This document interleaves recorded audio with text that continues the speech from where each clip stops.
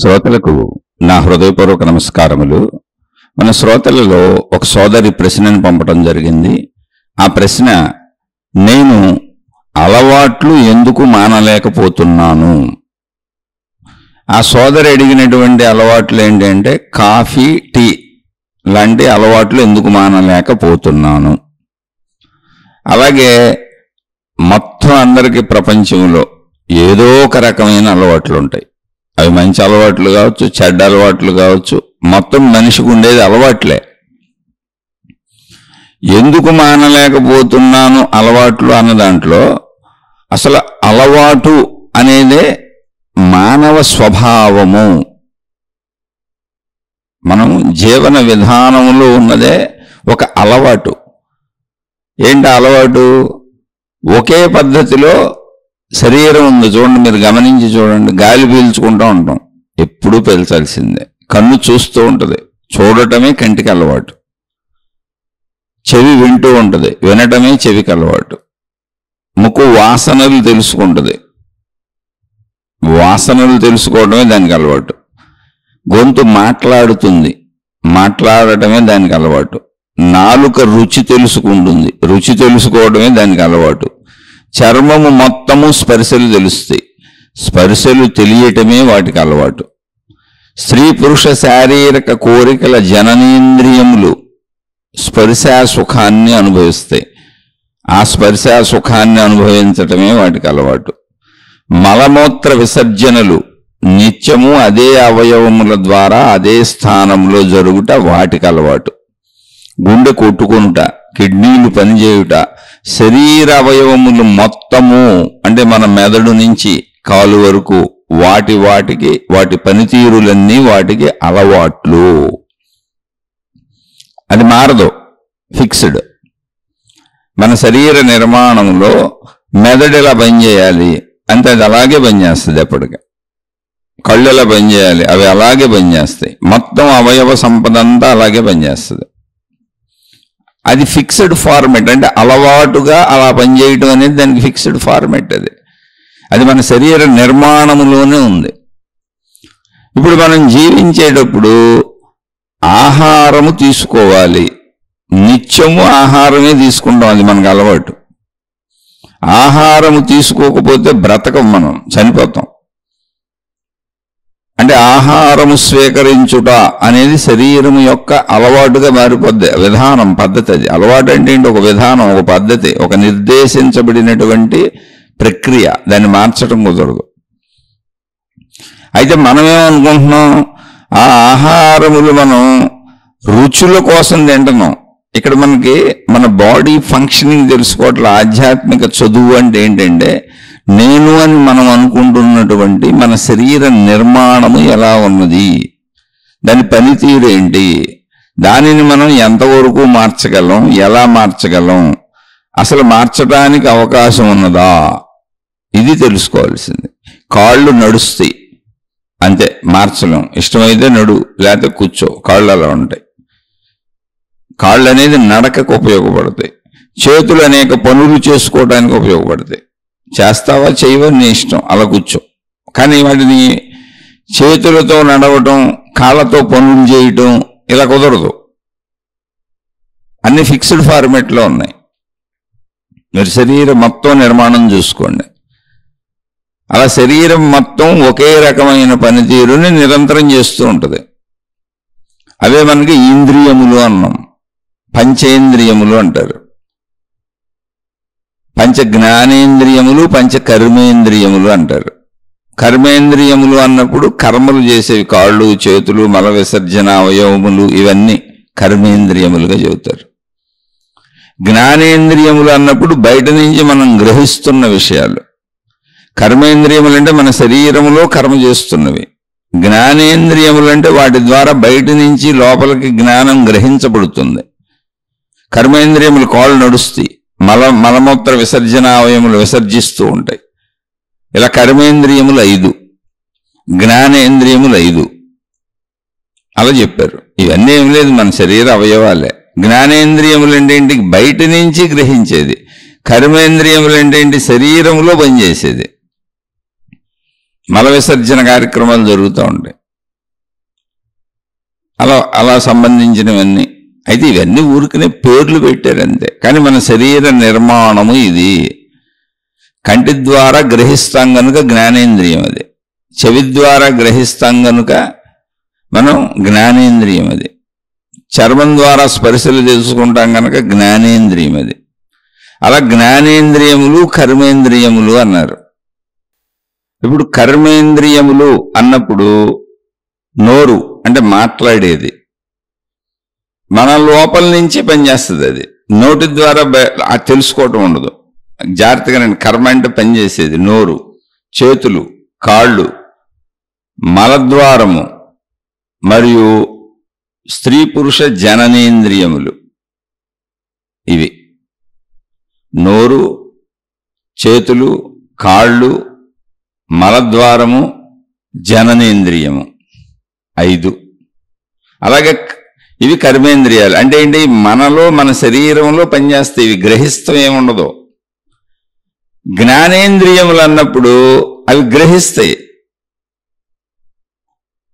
గ్రహించేదేంటి, బయట నుంచి విషయాలను గ్రహిస్తాయి. శబ్ద అంటే చెవి, స్పర్శ అంటే చర్మము, చర్మం అంతా స్పర్శలు తెలుసుకుంటుంది తల నుంచి కాలి వరకు. రూప అంటే దృశ్యములు, కన్ను, శబ్ద స్పర్శ రూప. రస అంటే రుచి, నాలుక. గంధము అంటే వాసన, వాసనలు గ్రహించడం. అంటే బయట నుంచి గ్రహించేవి ఇవి. ఇవి కూడా శరీరంలో ఉండే పనిచేస్తున్నాయి. కానీ జ్ఞానేంద్రియములని ఎందుకు అన్నారంటే ఇవన్నీ బయట నుంచే గ్రహిస్తాయి. అందుకే బయటకే ఉన్నాయి చూడండి అవి. ఇది అసలు శరీర పనితీరు. ఈ అలవాట్లు మార్చడం కుదరదు. అలాగే కాళ్ళు, చేతులు, మలద్వారము ఇవేమైనా వీటి పనితీరు మార్చడం కుదురుతుందా? నోరు మాట్లాడటము, స్త్రీ పురుష శారీరక సుఖములను అనుభవించేటువంటి జననాంగములు, అవే పనితీరు. అదేం మార్చదు, అది మార్చడం కుదరదు. అంటే ఇది ఎందుకు చెబుతున్నానంటే అసలు అలవాటు అనేదే మనిషి శరీర నిర్మాణంలో ఉంది. ఇంతే అలవాటే, మొత్తం శరీర పనితీరంతా అలవాటే. ఇందులో ఇప్పుడు ఆహారం స్వీకరించడం లేదా కళ్ళతో చూడటం, వినటం, శరీరాన్ని ఉపయోగించే పద్ధతుల్లో కొన్ని మనకి హానికరమైనవి మనమే చేసుకుంటున్నాం. పద్ధతులైతే ఇంతే, విధానం అదే, అలవాటు మారటం కుదరదు. అవి అలాగే పనిచేస్తాయి. అలా పనిచేసే వాటిని అలా మాత్రమే వాడాలి. వాడతావా వాడవా, ప్రస్తుతం వాడతావా తర్వాత వాడతావా, ఎప్పుడు వాడతావు అనేది అంతే, ఇంక నీ నిర్ణయం అది. అలాగే మన ప్రమేయం లేకుండా అసలు నిరంతరం వాడబడే ఉన్నాయి. ఇప్పుడు గాలి పీల్చి వదులుకోవటం అనేటువంటివి లంగ్స్ చేస్తూ ఉంటాయి, ఊపిరితిత్తులు. దాన్ని ఎవరు ఆపడం కుదరదు. గుండు కొట్టుకుంటూ ఉంటుంది, దాన్ని ఎవరు ఆపడం కుదరదు. కిడ్నీలు వాటి పనులు అవి చేసుకుంటూ ఉంటాయి, వాటిని ఆపడం కుదరదు. అలా శరీరములు అంతర్భాగములు కొన్ని మన ప్రమేయంతో సంబంధం లేకుండా వాటి పని అవి అలాగే చేసుకుంటూ ఉంటాయి. కానీ ఎప్పుడు అవి చేసే పని అంతే. మనం నిద్రపోతున్నా పనులు అలా జరుగుతూనే ఉంటాయి. అంటే మనతో ప్రమేయమే లేదు అసలు. అందుకని మన శరీరాన్ని ఒకసారి గమనించుకుంటే 95% ఆఫ్ మన శరీరం, అంటే 100కి 95% శరీరం దానంతటది పనిచేస్తుంది. ఓ 5% మనం ఊరికనే మనకు అవకాశాలు ఉన్నాయనుకుంటున్నాం. అవి కూడా అవకాశాలు లేవు, తినక తప్పదు. అయితే తినే వాటిల్లో 100 రకాలు ఉన్నాయి కనుక నీ ఇష్టం వచ్చింది తింటాం. ఆ 5% అంతా కూడా అలవాట్లు. మొత్తం 95% అలవాటుగా చేసుకుంటున్న పనే. అది నియంత్రించబడి సాగిపోతుంది. దానికి అవసరమైనవన్నీ ఇవ్వబడి. ఇప్పుడు గాలి పీల్చుకోవడం వదలడం అనేది నియంత్రణలో ఉంది. దానికి అవసరమైన గాలి బయట ఉంది. గుండు కొట్టుకోవడం, లోపల అవయవాల పనితీరంతా నియంత్రణలో ఉంది. అసలు మనకు సంబంధం కూడా లేదు. మనకు కావలసిన ఆహారం తప్పక తీసుకోవాల్సిందే. దానికి కావలసిన ఆహార పదార్థాలు బయట ఉన్నాయి. అలా శబ్దస్పర్శ రూపరసగంధములకు అవసరమైనవన్నీ బయట ప్రపంచంలో ఉన్నాయి. అవి తీర్చుకోవటానికే నీళ్ళకి అవయవాలు ఉన్నాయి. ఇవన్నీ అలవాట్లే. ఆ అవయవాలతో అదే చెయ్యగలవు. ముందే తెలుసుకోండి. అంటే మనిషి జీవితం మొత్తం అలవాటే. అలాగే నువ్వు ఒక మాట్లాడే విధానం, మాట్లాడి నీకు ఒక ఉచ్చారణ వచ్చేస్తుంది. జీవన శైలిలో చూడండి. ఇప్పుడు తెలుగులో పుట్టారు, తెలుగు ప్రాంతంలో పుట్టారు, తెలుగు రాష్ట్రంలో పుట్టారు. అప్పుడు తెలుగే మాట్లాడతారు. తెలుగు మాతృభాష అయిపోతుంది మీకు. అది అలవాటు, అంతే, ఏం లేదు, అలవాటే అది. అక్కడి నుంచి మీరు అమెరికానో చదువులకు వెళ్ళిపోయారు. ఇప్పుడు అక్కడ తెలుగు మాట్లాడే వాళ్ళు అసలు మీ దగ్గర ఎవరు లేరు, మీకు పరిచయస్తులు కూడా లేరు. మీరు మొత్తం అక్కడ ఇంగ్లీషు భాష, వాళ్ళు మాట్లాడే భాషలో అక్కడ ఉండిపోయారు. 10 సంవత్సరాలు అక్కడే ఉండిపోయారు. నిదానంగా మీరు అక్కడ ఉచ్చారణకి ఇంగ్లీష్కి అలవాటు పడిపోతారు. ఆ ఉచ్చారణ కూడా మళ్ళీ ఇండియన్ ఇంగ్లీష్ లాగా ఉండదు, అమెరికన్ ఇంగ్లీష్ యాక్సెంట్ వచ్చేస్తుంది మీకు. అంటే ఉచ్చారణ శైలి అలవాటేది. అంటే ఏది కనపడితే, ఏది మనకి వినపడితే, అంటే గ్రహింపుకి ఏది అందుతుంటే ఆ గ్రహించిన దాన్ని అలవాటుగా శరీరం మార్చుకుంటూ ఉంటుంది. అది శరీరము యొక్క లక్షణము, సృష్టి ఏర్పాటు చేసిన విధానము. మీరు అవే వాటినే మనం సత్యాలుగా కూడా భావించేసుకుంటూ ఉంటాం. ఎందుకంటే అది అలవాటు అయిపోయింది. అలవాట్లే మన సత్యాలు. మనం సత్యం అనేది కనుగొనం, అలవాటైపోయిన విషయాన్ని సత్యంగా తీసుకుంటూ ఉంటాం. సత్యాన్ని కనుగొనాలి అంటే మళ్ళీ ప్రయత్నించాలి. అసలు నాకు అలవాటు వేరు, సత్యం వేరు. అందుకని గ్రహిస్తే ముందు శరీర నిర్మాణం అలవాటుగా ఉంది. ఇప్పుడు తెలుగు రాష్ట్రాల్లో పుట్టినోళ్ళు తెలుగు మాట్లాడతారు, తమిళనాడులో పుట్టినోళ్ళు తమిళ మాట్లాడతారు, మహారాష్ట్రలో పుట్టినోళ్ళు మరాఠీ మాట్లాడతారు. అలా ఎక్కడ ఏ ప్రాంతాలలో పుట్టిన వాళ్ళు ఆయా భాషలు మాట్లాడతారు. అవి అలవాటు అయిపోతాయి, మాతృభాషగా వస్తాయి. అది రాయడం రాకపోవచ్చు, వాళ్ళు చదువు నేర్చుకొని ఉండకపోవచ్చు, కానీ భాష సహజంగా వచ్చేస్తుంది. అందరూ మాట్లాడేస్తుంటారు. చదువుకునే వాళ్ళు కూడా అందరూ చక్కగా మాట్లాడతారు. చదువుకున్న వాళ్ళకి అక్షరాలు తెలిస్తే వాటితో పదాల నిర్మాణం తెలుస్తుంది, వాటితో వాక్య నిర్మాణం తెలుస్తుంది. దాన్ని రాయగలుగుతారు, రాసిన దాన్ని చదవగలుగుతారు, గుర్తించగలుగుతారు. కానీ చదువుకోని వాళ్ళు సేమ్ అదే భాషను మాట్లాడేస్తూ ఉంటారు, కానీ రాయలేరు, రాసింది చదవలేరు, వాళ్ళ పేరు కూడా రాయలేరు. అంతే. విద్య రాకపోవటానికి వస్తానికి తేడా ఏంటి అంటే, మాతృభాషగా నువ్వు ఉన్న ప్రాంతంలో నువ్వు నేర్చేసుకుంటావు, ఆటోమేటిక్గా మాట్లాడటం వచ్చేస్తుంది. ఎదుటి వాళ్ళు మాట్లాడుతుంటే అర్థం చేసుకోవటం వస్తుంది. అంటే శబ్ద రూపంలో చెప్పగలవు, శబ్ద రూపంలో గ్రహించగలవు, కానీ లిపి రూపంలో రాయలేవు. ఎందుకంటే నేర్చుకోలేదు, చదువుకోలేదు. నువ్వు రాసి ఉన్న అక్షరాలను చదవలేవు, నువ్వు రాసి చెప్పలేవు, రాసిన దాన్ని గ్రహించలేవు. చదువుకోవటం వలన రాసి చెప్పగలవు, రాసిన దాన్ని గ్రహించగలవు. కానీ సహజంగా మాతృభాషగా నువ్వు ఎక్కడ పుట్టావో అది నీకు వచ్చేస్తుంది. అంటే రావటం అంటే ఏంటి? అలవాటు. విని విని విని తిరిగి మళ్ళీ అలాగే మాట్లాడటం అలవాటు అయిపోయింది. మళ్ళీ మీరు ఈ భాషల్లో గమనిస్తే యాక్సెంట్ అంటే ఉచ్చారణ మారిపోతూ ఉంటుంది. తెలుగులోనే కోనసీమ ప్రాంతాలు అంటే ఈస్ట్ గోదావరిలో ఉండేవాళ్ళు ఒకలా మాట్లాడతారు, వెస్ట్ గోదావరిలో ఉండేవాళ్ళు ఒకలా మాట్లాడతారు, కృష్ణా జిల్లా వాళ్ళు ఒకలా మాట్లాడతారు, శ్రీకాకుళం వాళ్ళు ఒకలా మాట్లాడతారు, విశాఖపట్నం వాళ్ళు ఒకలా మాట్లాడతారు, గుంటూరు వాళ్ళు ఒకలా మాట్లాడతారు. అలా యాక్సెంట్ అలా మారుతూ మారుతూ ముందుకెళ్తూ తెలంగాణ వాళ్ళు ఇంకోలా మాట్లాడతారు. అలా రకరకాలుగా తెలుగు ఉచ్చారణ మారిపోతూ ఉంటుంది. మళ్ళీ ఇది ఎవరికి వారికి సహజమైపోద్ది. అందుకని మనం వేరే ప్రాంతాలకు వెళ్ళినప్పుడు తెలుగే మాట్లాడినా కూడా మీదే ఏరియా అండి అని అడుగుతూ ఉంటారు. మనం మాట్లాడే ఉచ్చారణ బట్టి ఈ ఉచ్చారణ తెలుగే కానీ ఇతను ఇక్కడ వాడు కాదు, ఏమి ఇక్కడ ఆమె కాదు, ఈ ఉచ్చారణ మనది కాదు అని తెలుస్తుంది వాళ్ళకి. అలా మీరు ఏ ఇతర దేశాల్లో వెళ్ళి అక్కడ ఉండిపోవలసిన అవసరం వస్తే ఒక 10 సంవత్సరాలు అక్కడ ఉండిపోతే మీకు తెలుగు భాష వచ్చి ఉండొచ్చు, కానీ మీరు అక్కడ భాషకు అలవాటు పడిపోతారు, అక్కడ ఉచ్చారణ శైలికి అలవాటు పడిపోతారు. ఒకవేళ మీకు తెలుగు గుర్తున్నా కూడా అక్కడ ఉచ్చారణ శైలిలో ఇక్కడ తెలుగును మాట్లాడుతూ ఉంటారు. ఎప్పుడన్నా వస్తే కొంత భేదాలు వచ్చేస్తాయి. ఇదంతా అలవాటు.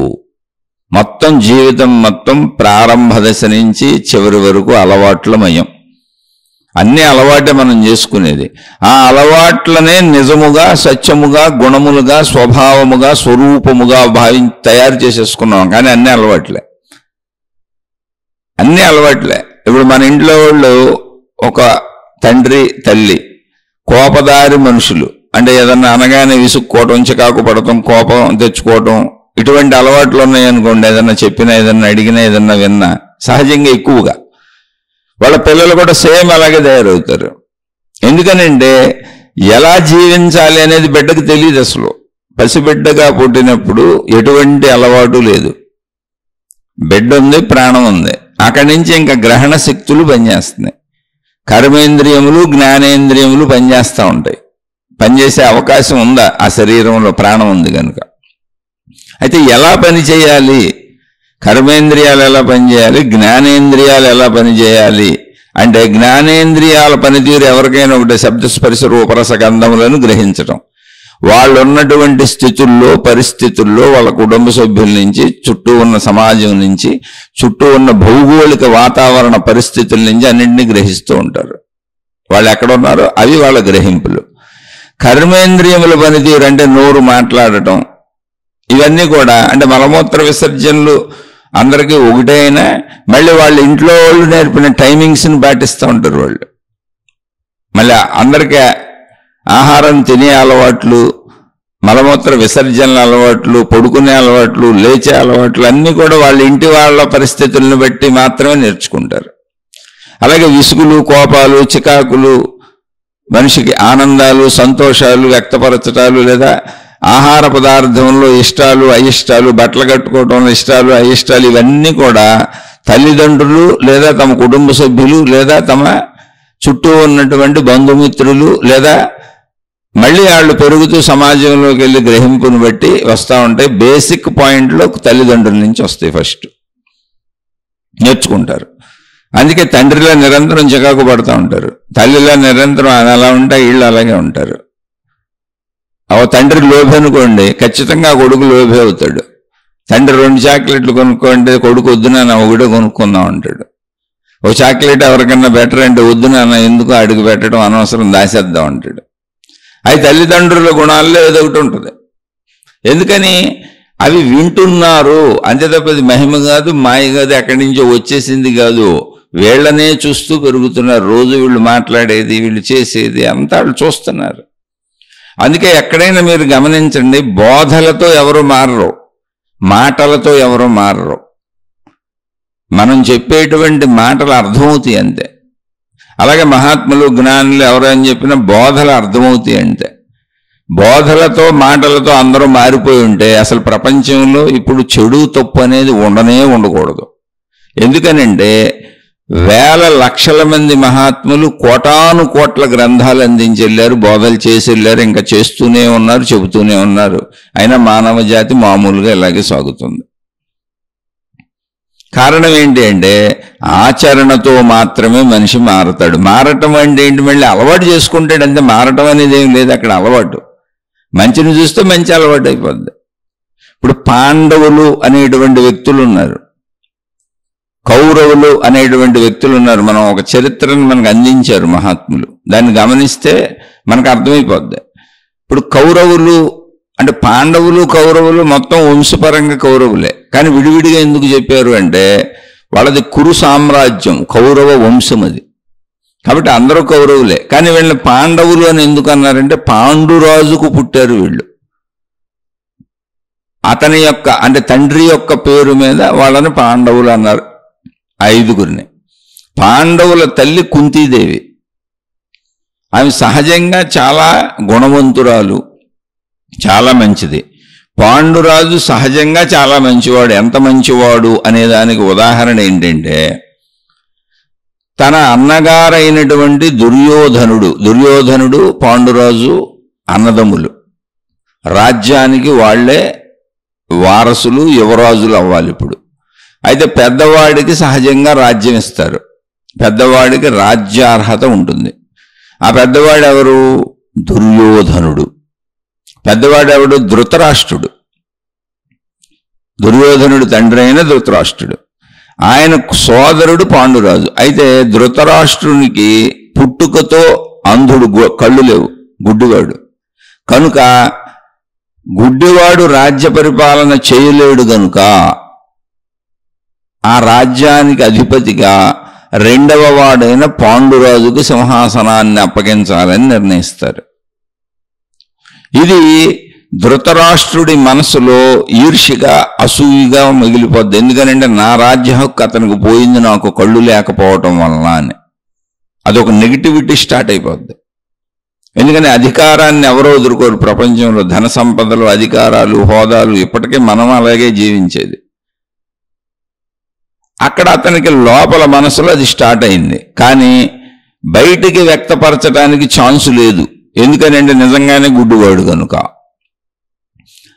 అది ఎప్పుడైతే అతనికి నా అధికారం పోతుంది, నా అవయవ లోపం వలన అనేటువంటి ఒక దోషపూరితమైన ఆలోచన కలిగి, అయ్యో నాది పోగొట్టుకుంటున్నానే అనేటువంటి భావన కలిగి, అతని భావనలన్నీ ఇంకా నెగిటివిటీలోకి వెళ్ళిపోయాయి. అక్కడి నుంచి ఎక్కడ అంతరంగంలో బయటికి మంచివాళ్ళ ప్రవర్తిస్తూ ఉంటాడు, మాట్లాడుతూ ఉంటాడు, కనపడుతూ ఉంటాడు. కానీ అంతరంగం మొత్తం నెగిటివిటీ పెరిగిపోతుంది, మహావృక్షం అయిపోతుంది.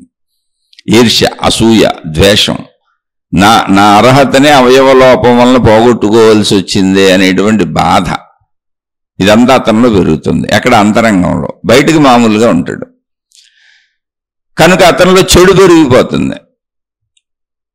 అలాగే పాండురాజు తనని ఎప్పుడైతే అతన్ని రాజుగా చేశారో, అన్నగారు గుడ్డివాడు అవటం వలన పాండురాజు ఏం చేశాడంటే, అసలు రాజ్య హక్కు పెద్దవాడిది కనుక అన్నగారిని రాజ్య సింహాసనం మీద కూర్చోబెట్టండి, రాజు ఆయనే, ఆయనకు అండగా నేను ఉండి పక్క నుండి మొత్తం రాజ్యం యొక్క బాగోగులు చూసుకుంటాను. అంటే పరిపాలనా విధానం అంతా ఆయన కిందుండి ఆయన అనుచరుడుగా చేస్తాను, కానీ రాజు మాత్రం ఆయన్నే పెట్టండి అన్నాడు. ఆయన అంత మంచివాడు, తనకు ఆధిపత్యం వచ్చినా కూడా ధర్మాచరణలో పెద్దవాడికే రాజ్యం ఉండాలి కనుక అనేటువంటి ధర్మాచరణను పాటించాడు. కళ్ళు లేకపోతే ఏమైంది, మా అన్నయ్య బదులు కార్యాలన్నీ నేనే చేస్తాను, కానీ రాజు మా అన్నయ్యే అని కూర్చోబెట్టాడు. దానికి అది ఆయన మంచితనం. తనకు వచ్చిన అవకాశాన్ని కూడా, అంటే పవర్, హోదా, ధనం, ఇవేగా మనకు కావాల్సింది, కీర్తికాంక్ష, ప్రపంచం ఇవేగా ఇప్పటికీ అందరికి కావాల్సింది. అది వచ్చిన దాన్ని కూడా వదులుకున్నాడు. వదులుకొని అన్నయ్యకు దాసోహమని అనుచరుడుగా, దాసుడుగా పనిచేశాడు. అయితే ఇది అతని సద్బుద్ధి. అతనిలో ఆ సద్బుద్ధి లోపల బయట ఒకటే ఉంది. లోపల అదే పెరుగుతుంది, బయట అదే పెరుగుతుంది. అన్నను కూర్చోబెట్టి రాజ్యాన్ని బ్రహ్మాండంగా నిర్వహిస్తున్నాడు. అయితే ఇక్కడ ఏమైంది, ఊరికి ఆయన సింహాసనం మీద కూర్చోవటమే రాజుగా, మొత్తం కార్యం అంతా మరి ఈయనే చేస్తున్నాడు, ఆయన కళ్ళు లేవుగా. అలా అందువలన అందరూ ఈయన్ని పొగడటం మొదలుపెట్టారు, పాండురాజుని చాలా మంచివాడు అని.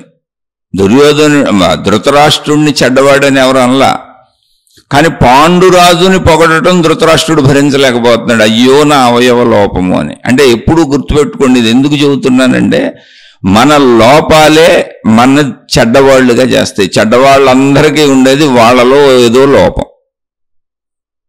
అది కళ్ళని కాదు, శారీరక అవయవ లోపాలని కాదు, ఏదో ఒక బలహీనత, ఏదో ఒక భయం, ఏదో ఒక బాధ, ఏదో ఒక ఆశ, ఏదో ఒక నెగిటివిటీ, ఏదో ఒక ఈర్ష్య, ఏదో ఒక అసూయ, అటువంటి లోపాల వాళ్లే చెడ్డవాళ్ళు అవుతారు. ఏ లోపము లేని వాళ్ళు మంచివాళ్ళుగానే ఉంటారు. అందుకని ఎవరికి వాళ్ళు మనని మనం మార్చుకోవాలి అంటే మనలో లోపాలను కనిపెట్టుకోవాలి. ఎందుకని లోపాలు కూడా మనకు అలవాట్లుగా అయిపోతాయి. అన్ని అలవాటుగా మనకి ఎక్కడ. ఇప్పుడు అలా ఆలోచించి ధృతరాష్ట్రుడికి చెడు అలవాటుగా అయిపోయింది. అక్కడ అంతరంగంలో బయటికి మంచివాడిగా నటించడం అలవాటు అయిపోయింది. రెండు అలవాటు అయిపోయినాయి. బయటది నటన, లోపలది సత్యము. సత్యమంతా చెడు వైపు పెరుగుతూ అలవాటు చేసేసుకుంటున్నాడు, పెంచుకుంటూ. బయటికి నటిస్తూ, మంచివాళ్ళ నటిస్తూ బయట అలవాటు చేసుకుంటున్నాడు. పాండురాజుకి అలా లేదు, సహజంగా ఉంది. బయట లోపల ఒకటే మంచివాడుగా అది అలవాటు చేసుకుంటున్నాడు ఆయన. ఇప్పుడు పాండురాజుని అందరూ పొగుడుతుంటాం, ఈయనకి ఈర్ష్య, అసూయ, ద్వేషం అన్నీ పెరిగిపోయినాయి. అది భరించలేకపోతున్నాడు. ఆయనకి వివాహం చేశారు. గాంధారి అని ఆయనకు భార్య వచ్చింది. ఆవిడ కూడా భర్త ఎలా ఉంటే భార్య అలాగే ఉంటుందిగా, ఇంచుమించుగా కొంచెం అటు ఇటు తేడాగా ఉన్న పరిస్థితులకి అలా మారిపోవాల్సి వస్తుందిగా. అందుకని గుడ్డివాడు నా భర్త కనుక నేను కూడా కళ్ళకు గంతలు కట్టేసుకుంటాను, ప్రపంచాన్ని నేను చూడను, గుడ్డిదానిలా బతుకుతాను అంది. అంటే ఇవన్నీ సింబాలిజం. ఏంటి సింబాలిజం అంటే, ఎవరితో మనం కలిసి ఉంటామో వాళ్ళలా మనం అయిపోతాం. ఇవి కూడా అటువంటి బుద్ధులే పెట్టుకుంది. ఏదో అప్పుడప్పుడు కొంచెం ఆమె స్వస్వభావం వ్యక్తపరచబడిన ఆమె కూడా చెడుతోనే సాగింది. ఎందుకని వాళ్ళకి పుట్టిన పుత్రులు ఇప్పుడు పాండురాజుకి వివాహం అయింది, ధృతరాష్ట్రుడికి వివాహం అయింది. పాండురాజు కంటే ముందు నాకు గర్భం ధరిస్తే, ఆ గర్భం ధరించిన వాడు పుట్టినవాడు నా కొడుకు ముందు పుడితే రాజ్యసింహాసనం నా కొడుకు వస్తుంది అనేటువంటిది ధృతరాష్ట్రుడికి మళ్ళీ గాంధారికి వచ్చింది. ఈయనకి ఎందుకు లోపం వలన ఇవ్వలేదు కదా అని. అందుకని పాండురాజు భార్యలైనటువంటి కుంతి మాద్రీల కంటే ముందు నేను సంతానాన్ని కనాలి అని ఆయన లోపల కుళ్ళు పెంచుకుంటుంది. ఎందుకు చెబుతున్నానంటే మనకి ఏ అలవాట్లు కుళ్ళు పెంచుకోవడం అలవాటుగా చేసుకున్నారు. అలవాట్లే గుణాలు అవుతాయి, స్వభావాలు అవుతాయి, ప్రవర్తనలు అవుతాయి, తర్వాత అయ్యే మాటలు అవుతాయి, చేష్టలు అవుతాయి, అదే జీవితం అవుతుంది. వాళ్ళనే మంచివాళ్ళు చెడ్డవాళ్ళు అంటాం ఫైనల్లో మనం. అది కాఫీ టీలైనా అంతే, సిగరెట్లైనా అంతే, గుణమైన అంతే, స్వభావమైన అంతే. శరీర నిర్మాణమే నువ్వు ఏది తీసుకుంటే దాన్ని అలవాటుగా చేసుకునేలా ఉంది. ఎందుకంటే శరీరం మొత్తం అలవాటుగా ఉంటుంది. శరీర ప్రక్రియలన్నీ అలవాట్లే. ఇక్కడ అలా గాంధారి ధృతరాష్ట్రుడు ముందు బిడ్డలను కనాలని ప్రయత్నిస్తున్నారు. గాంధారి గర్భం ధరించింది, కానీ ఆవిడకు ప్రసవం తొందరగా అవటం లేదు. ఇక్కడ కుంతీదేవికి వీళ్ళకి బిడ్డలు వచ్చేసారు. వాళ్ళకి బిడ్డలు వచ్చేసారన్న విషయము తెలిసి వాళ్ళు ఎంత ఈర్ష్యాలు అంటే మనమే, ఎవరో కాదు. కళ్ళకు గంతలు లేకపోవడం అంటే మూర్ఖత్వం, అజ్ఞానం, అంధకారం. కళ్ళు లేవు అనేది కథలో ఎందుకు పెట్టారంటే తాత్వికత తీసుకోవాలి. అందులో మూర్ఖుడికి కళ్ళు ఉండవు, అజ్ఞానం. నేను పట్టుకున్న కుందేలుకు 3 కాళ్ళు అంటాడు, ఏం తెలుసుకోడు అంటే అజ్ఞాని. అజ్ఞానం అనేది చీకటితో పోల్చబడుతుంది. చీకటి అనేది మనుషులకు వచ్చినప్పుడు కళ్ళు లేని దానంతో పోల్చబడుతుంది. అలా ఉన్నటువంటి వాళ్ళు ఎప్పుడైతే వార్త విన్నారో, ఆల్రెడీ పుట్టేశారు పాండురాజుకి కుమారులు, కుంతికి కుమారులు కలిగారు అని ఎప్పుడైతే వార్త తెలిసిందో, వీళ్ళు భరించలేక గాంధారి ధృతరాష్ట్రులు నానాబాధకు లోనైపోయి ఆ గాంధారి తన గర్భం మీద తన చేతులతో తానే గుద్దేసుకుంది. అంటే చూడండి, మూర్ఖులు వాళ్ళకి వాళ్లే హాని చేసుకుంటారు. ఆత్మహత్యలు చేసుకునేవాళ్ళు, తలలు గోడకేసి కొట్టుకునేవాళ్ళు, ఆత్మహత్య ప్రయత్నాలు చేసి బెదిరించేవాళ్ళు, అప్పులు చేసేసి ఊళ్ళో వదిలిపెట్టి పారిపోయేవాళ్ళు, అనేక రకాల తప్పులు చేసేస్తూ ఉండేవాళ్ళు. వీళ్ళందరూ వాళ్ళకి వాళ్లే హాని చేసుకుంటారు, చెడ్డవాళ్ళు. కానీ చెడుని అలవాటుగా చేసుకుంటున్నారు. అది ప్రాబ్లం ఇక్కడ.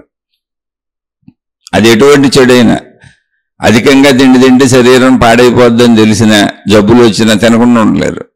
కారణం ఏంటి? ఏమి లేదు అక్కడ, అసలు అలవాటు చేసుకున్నారు అంతే. శరీరం అలవాట్ల నిలయము. అయితే దాన్ని మార్చుకోవచ్చా మార్చుకోకూడదంటే తప్పకుండా మార్చుకోవచ్చు. దానికి జ్ఞానం అవసరం. జ్ఞానం లేకపోతే మార్పు కుదరదు. అందుకు జ్ఞానం కావాలంటే శరీర నిర్మాణం ముందు తెలియాలి, దాని పనితీరు నీకు తెలియాలి. అప్పుడు పనితీరు తెలిస్తే మార్చుకోవడం కూడా నీకు తెలిసిపోద్ది. అదే ఆధ్యాత్మికత, మన శరీర గ్రామర్, ఇన్నర్ సైన్స్, శరీర పనితీరు. ఇక్కడ ఎంత దుర్మార్గపు చర్య చూడండి. తన గర్భాన్ని పగలగొట్టేసుకుందాం, తన కడుపుని మీద బాధేసుకుందాం. చిచ్చి నా కర్మ అని. ఎందుకని? అది ప్రకృతి సహజంగా జరుగుతుంది, ఎవరు చేసింది కాదు, విధి రాతది. కానీ విధి రాతను కూడా భరించడం ఇష్టం లేదు వాళ్ళకి. అందుకని తనను తాను బాధేసుకుంటుంది. అప్పుడు ఆ పిండం ఆమె గర్భంలోంచి జారి కింద పడి ముక్కలైపోయింది. అప్పుడు వ్యాస మహర్షి వచ్చి ఆ మొక్కలన్నింటినీ కూడా పాత్రలలో పెట్టి వాటిని అన్నింటినీ మళ్ళీ బిడ్డలుగా అయ్యేలా తన దగ్గర ఉన్నటువంటి జ్ఞానంతో, విజ్ఞానంతో సైంటిఫిక్గా చేశారు అని కథ చెబుతుంది. వాళ్లే 100 మంది కౌరవులు.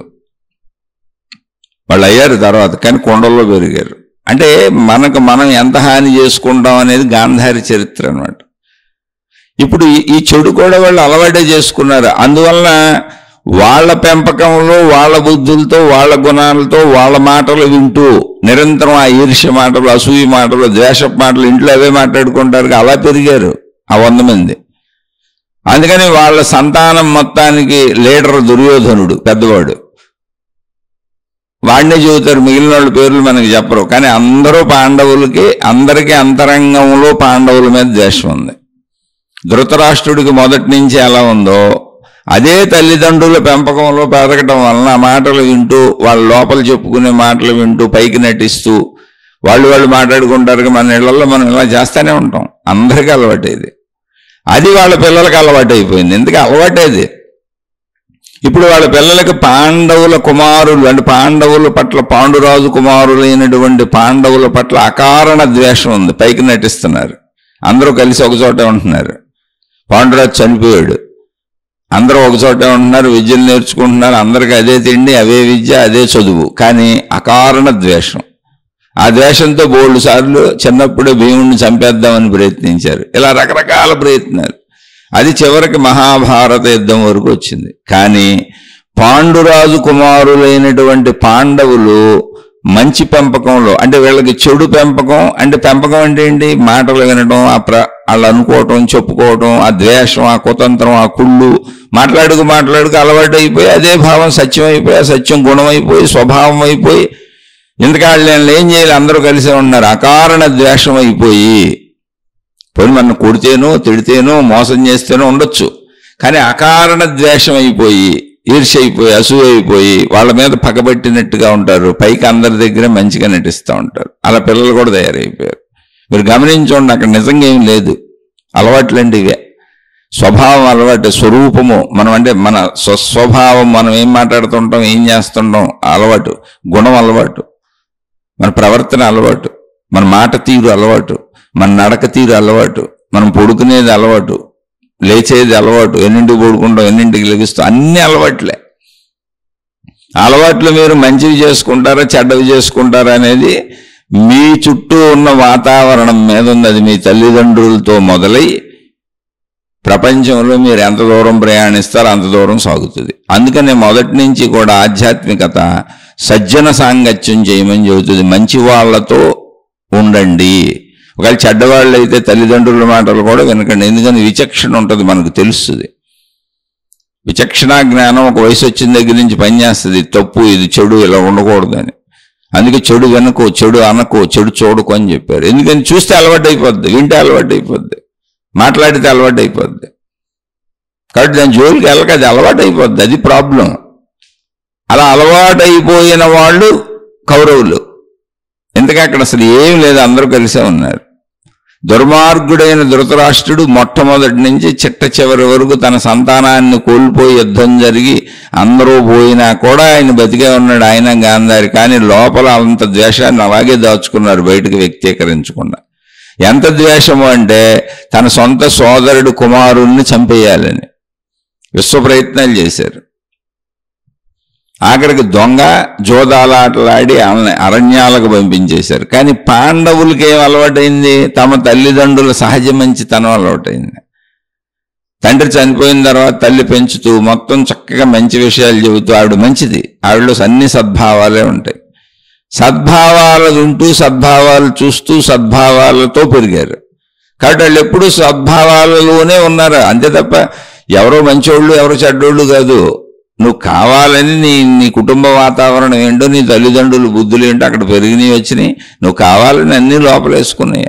నువ్వు కొంచెం పెరిగినాక విఘ్నత ఉంటే విచక్షణా జ్ఞానంతో నీ అలవాట్లన్నీ మార్చుకోవచ్చు. అది గుణం కావచ్చు, అది స్వభావం కావచ్చు, అది తినేది కావచ్చు, తాగేది కావచ్చు, ఏ అలవాట్లైనా కావచ్చు, నువ్వు మార్చుకోవచ్చు.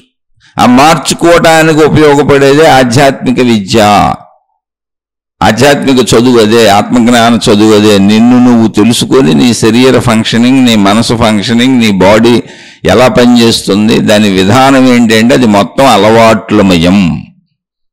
కన్నుకు చూచుట అలవాటు, చెవికి వినుట అలవాటు, ముక్కుకు వాసన చూచుట అలవాటు, ఇలా పంచేంద్రియములకు అలవాట్లు ఎండితే కాళ్ళకి నడవటం అలవాటు, చేతులకు పనులు అలవాటు, నోరుకు మాట్లాడటం అలవాటు, మలమూత్ర విసర్జన అవయవములు అవి మాత్రమే చేయగలవు. అలా శరీరం మొత్తం అవయవములు అన్నీ వేటి పని అవి చేసుకుంటున్నాయి. అన్నీ అలవాట్లే. ఈ అలవాట్లు ఎలా ఏర్పడతాయి అంటే మనం పుట్టి పెరిగిన దగ్గర నుంచి మన తల్లిదండ్రులతో మొదలై, మిగిలిన మన కుటుంబ సభ్యులతో మొదలై, మనం చేసే స్నేహాలు బంధుమిత్రులతో సాగుతూ ప్రపంచంలో ఎంతవరకు ప్రయాణిస్తామో అంతా అలవాట్లుగా మారిపోతూ ఉంటాయి. ఆ అలవాట్లే మన స్వభావం, మన గుణము అన్నీ అయ్యే. మన ప్రవర్తన, మన మాట తీరు, మన నడక, మన నడత. అది ఎప్పుడైనా జ్ఞానంతో మార్చుకోవచ్చు. అందులో అసలు ప్రాబ్లమే లేదు. ఎనీ టైం మనం దాన్ని జ్ఞానంతో మార్చుకోవచ్చు. దానికి అసలు ప్రాబ్లం అనేదే లేదు. అయితే ఆ మార్చుకోవచ్చు అనేది ఎలా తెలుస్తుంది? ఎందుకు మారలేకపోతున్నాను అనుకుంటుంటారు అందరూ. ఎందుకు మారలేకపోతున్నావు అంటే అసలు మార్చుకోవచ్చు అని నీకు తెలియదుగా. నువ్వేమనుకుంటున్నావు? నీ అలవాట్లే నువ్వు అనుకుంటున్నావు, నీ గుణమే నువ్వు అనుకుంటున్నావు, నీ స్వభావమే నువ్వు అనుకుంటున్నావు, నీ ప్రవర్తనే నువ్వు అనుకుంటున్నావు, నీ మాట తీరే నువ్వు అనుకుంటున్నావు, నీ కోపతాపాలే నువ్వు అనుకుంటున్నావు, నీ ఈర్ష్యసూయులే నువ్వు అనుకుంటున్నావు, నీలో ఉన్న భావజాలం అంతా నువ్వు అనుకుంటున్నావు, నీలో ఉన్న మంచి నువ్వు అనుకుంటున్నావు, నీలో ఉన్న చెడు నువ్వు అనుకుంటున్నావు, మొత్తం నేనే అనుకుంటున్నావు. కానీ అసలు మొత్తం నువ్వు కాదు, నువ్వు ఖాళీ డబ్బా. ఈ భూమి మీదకి వచ్చినప్పుడు శరీరం అనే ఒక ఖాళీ డబ్బా ఉంది నీకు, ఇంకా మనసు తయారవ్వలేదు. అందులో ప్రాణం ఉంది. ప్రాణశక్తి ద్వారా శరీరం యొక్క, అంటే సృష్టి తయారు చేసిన శరీరం యొక్క నిర్మాణ పద్ధతుల ద్వారా నువ్వు అన్నీ గ్రహిస్తూ నువ్వు ఏర్పాటు చేసుకున్నదే నీ బుద్ధి, నీ గుణము, నీ స్వభావము, మొత్తంగా నీ అలవాట్లు. ఇప్పుడైనా మార్చుకోవచ్చు వాటిని. వాటికి వ్యతిరేకమైన అలవాట్లు చేసుకొచ్చాడు. అయితే వీటిని వదిలేయాలనుకో, దానికి సంబంధించిన మంచి అలవాట్లు చేసుకో. అప్పుడు చేసుకోవాలంటే ప్రాసెస్ తెలియాలి నీకు. ప్రాసెస్ ఏంటి?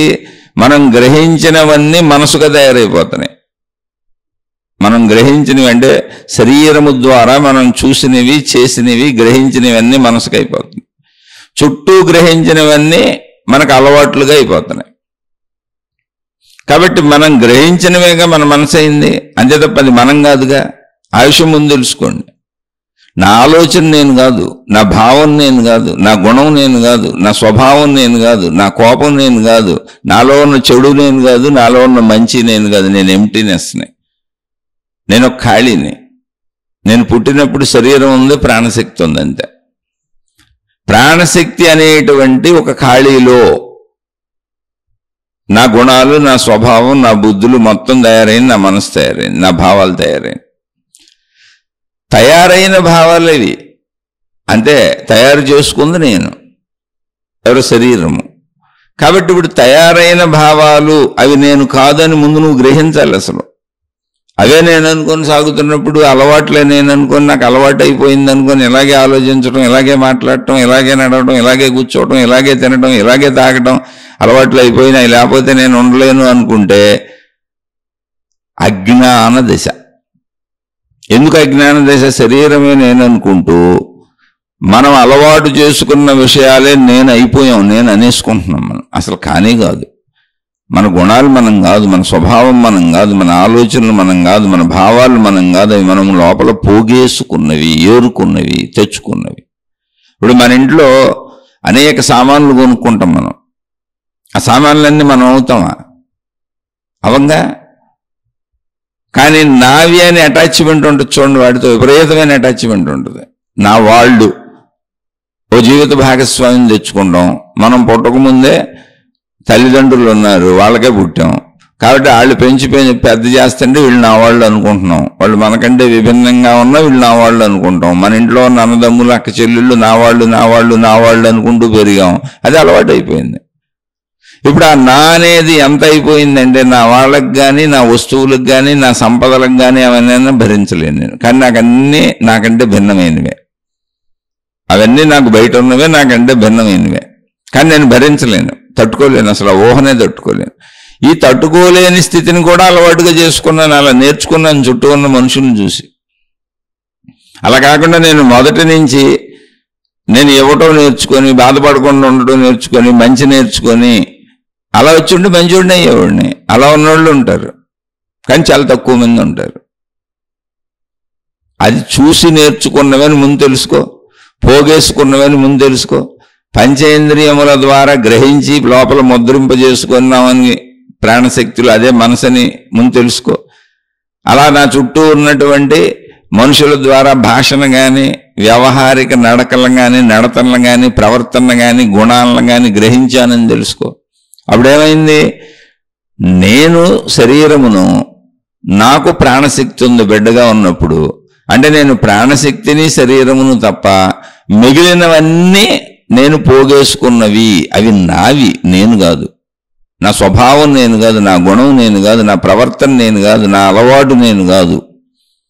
కానీ శరీరం అలవాట్లమయం, దాని ఫంక్షనింగ్ తీరు అలాగే ఉంటుంది కనుక అవన్నీ అలాగే పోగేసుకోవాలి. ఇంకో దారి లేదు. మంచి అయినా చెడైనా పోగేసుకోవటమే.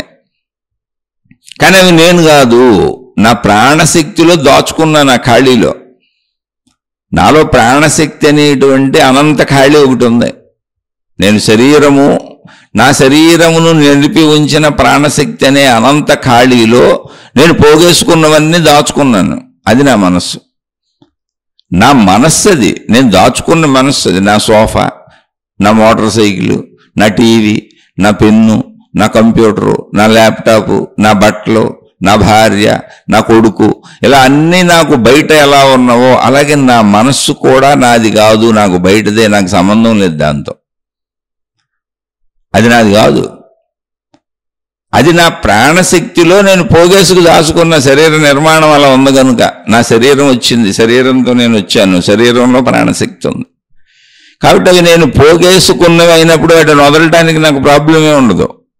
కానీ మామూలుగా కూడా ప్రపంచంలో మనం ఏం నేర్చుకున్నాం చిన్నప్పుడు నుంచి అంటే మనయన్నీ దాచేసుకోవాలి, మనయన్నీ భద్రపరుచుకోవాలి. మన సంపదలు, మన వాళ్ళు, మన ఇది పెడితే మన వాళ్ళకే పెట్టాలి, నువ్వు ఎవరికి పెట్టకూడదు. మీ అన్నయ్య నువ్వు కలిసి ఉండండి, మీ చెల్లి నువ్వు కలిసి ఉండండి, చక్కగా మన కుటుంబ సభ్యులందరూ కలిసి ఉండండి, ఒకళ్ళకొకళ్ళు మేలు చేసుకోండి, బయట వాళ్ళకి పెట్టబాకండి, మీరే తినండి. ఇలా చుట్టూ ఉన్న మనుషుల నుంచి సహజ స్వార్థాన్ని నేర్చుకున్నాం. అది నేర్చుకోన్నది పరిశీలించి చూసుకోండి కావాలంటే. బిడ్డకి అవేం ఉండవు, పసిబిడ్డకి. అందుకని ఆధ్యాత్మిక శాస్త్రము, ఆధ్యాత్మిక చదువు ఇన్నర్ సైన్స్. ఒక వ్యక్తి యొక్క అంతరంగ పనితీరుని, శరీర పనితీరుని అతను గ్రహించని, ఆమె గ్రహించని, గుర్తించని విషయాలను చెబుతూ ఉంటుంది. వాళ్ళకి గ్రహిస్తూ అంటే ఏంటి, వాళ్ళు గుర్తించలేదంటే అవి అక్కడే ఉన్నాయి. ఇప్పుడు నేను చెబుతున్నాను, మీకు అర్థం అవట్లేదా? అయ్యన్న అద్భుతాలు ఆకాశం నుంచి ఊడిపోయినాయా, వాటి కోసం ఏమన్నా కొత్త గ్రంథాలు రాయాలా, ఎవరో వచ్చి చెప్పాలా? కాదు, అలా వచ్చాం మనం, అలా పెరిగాం మనం, అలా అలవాటు చేసుకున్నాం. అంటే నా మనసు మొత్తం, నా భావాలు మొత్తం, నా ఆలోచనలు మొత్తం, నా అలవాట్లు మొత్తం, నా గుణం మొత్తం, నా స్వభావాలు మొత్తం, నా ప్రవర్తనా తీరులు మొత్తం అన్నీ కూడా నేను పోగేసుకున్నవి తప్ప నావి కాదు. సంపదలు ఎలా పోగేసుకున్నాను, కుటుంబ సభ్యులను ఎలా పోగేసుకున్నాను, జీవిత భాగస్వామిని ఊరంతా తిరిగి కూరగాయల మార్కెట్లో మొత్తం బేరాలంటే ఆడి ఆడి ఆడి దేశాలంతా ఊర్లంతా తిరిగి తిరిగి నచ్చిన కూరగాయలు కొనుక్కున్నట్టు బేరమాడి కొనుక్కున్నట్టు జీవిత భాగస్వామిని బేరమాడిది ఎంపిక చేసి తెచ్చుకున్నాం. ఎవరో బయట వాళ్ళే తెచ్చుకున్నాక నా వాళ్ళు అనేస్తున్నాం అంతే.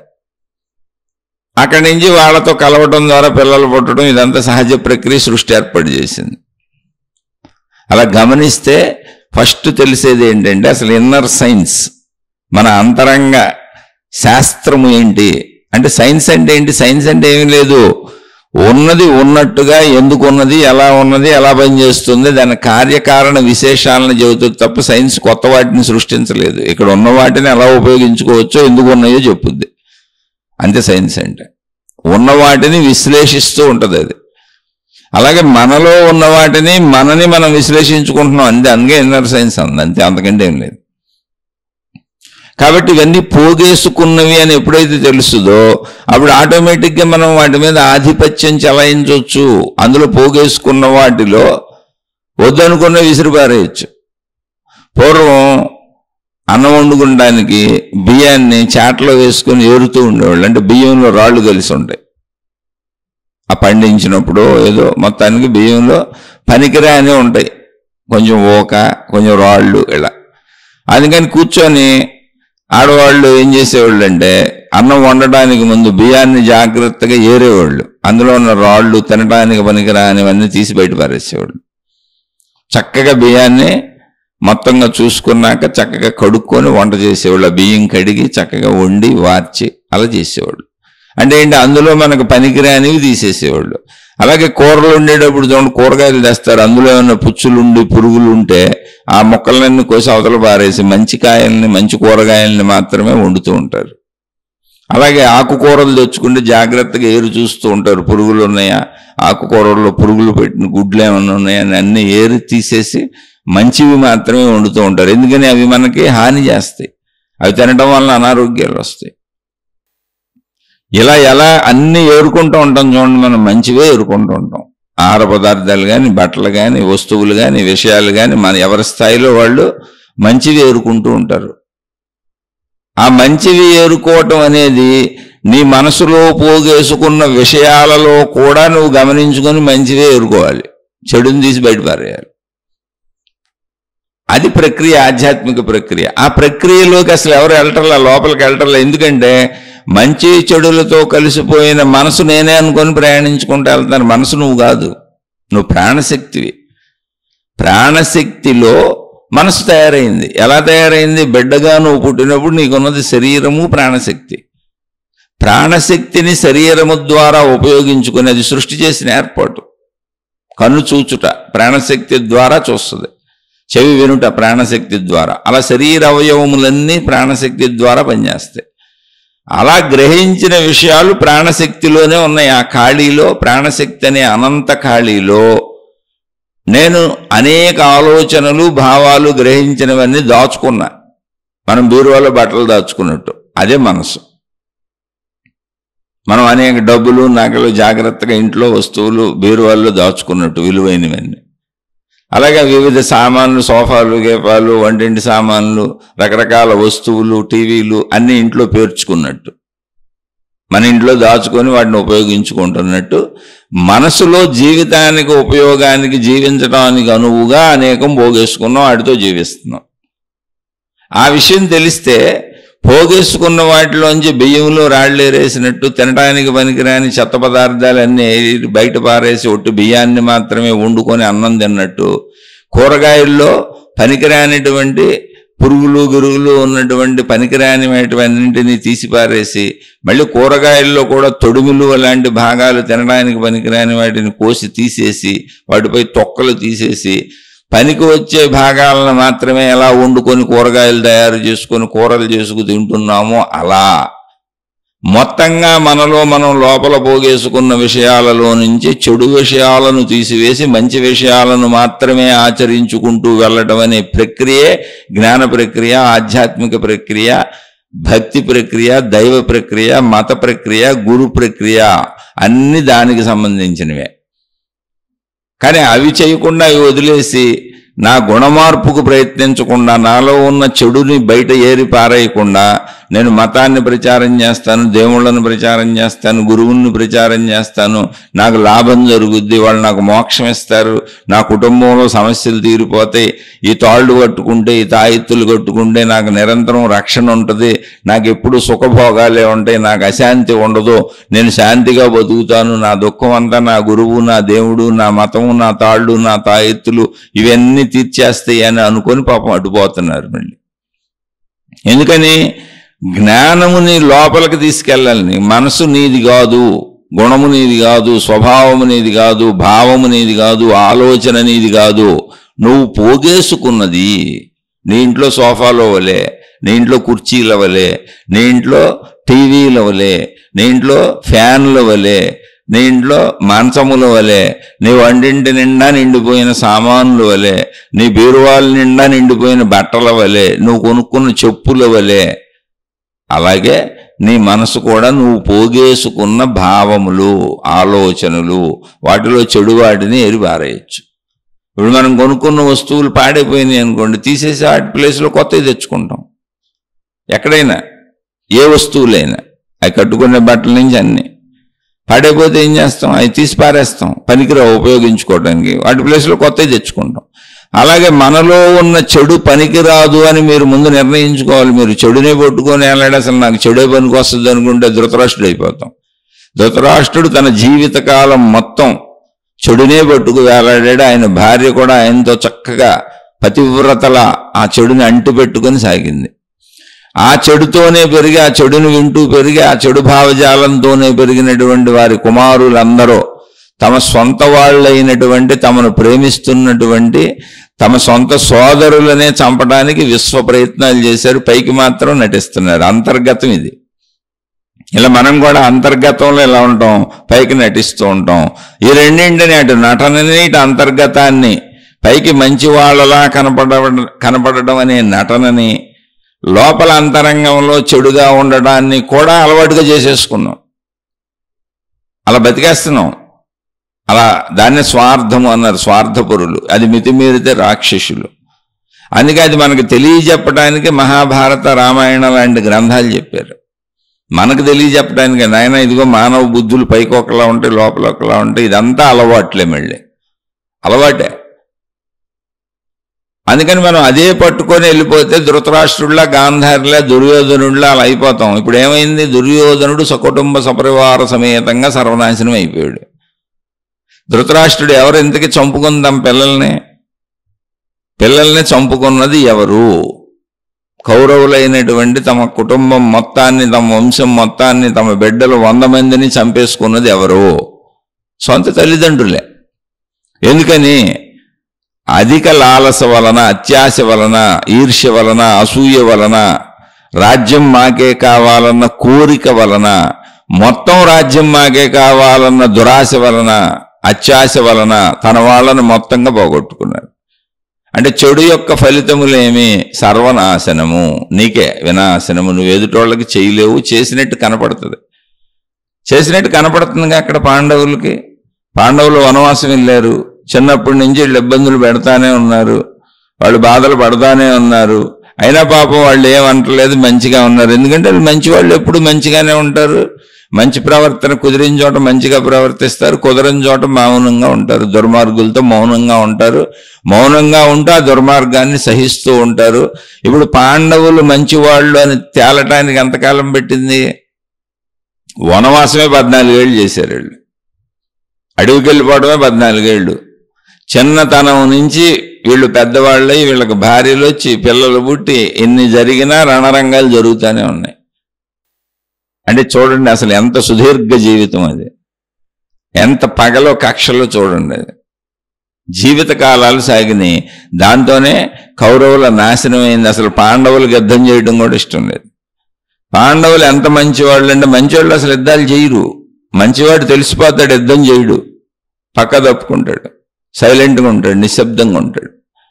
యుద్ధాలు చేయాల్సి వచ్చి వినాశనం వచ్చే చోట అది ధర్మమే అయినా మంచివాళ్ళు యుద్ధాలు చేయరు.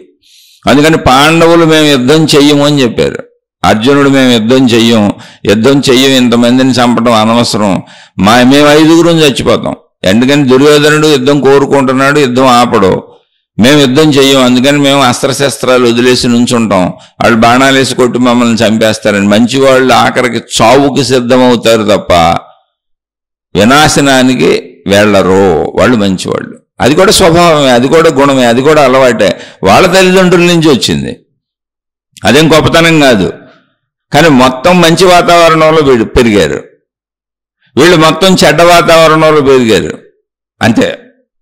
ఇద్దరిలోనూ ఉన్నది ఒకే ప్రాణశక్తి, ఇద్దరికే ఉన్నది ఒకే శరీరాలు.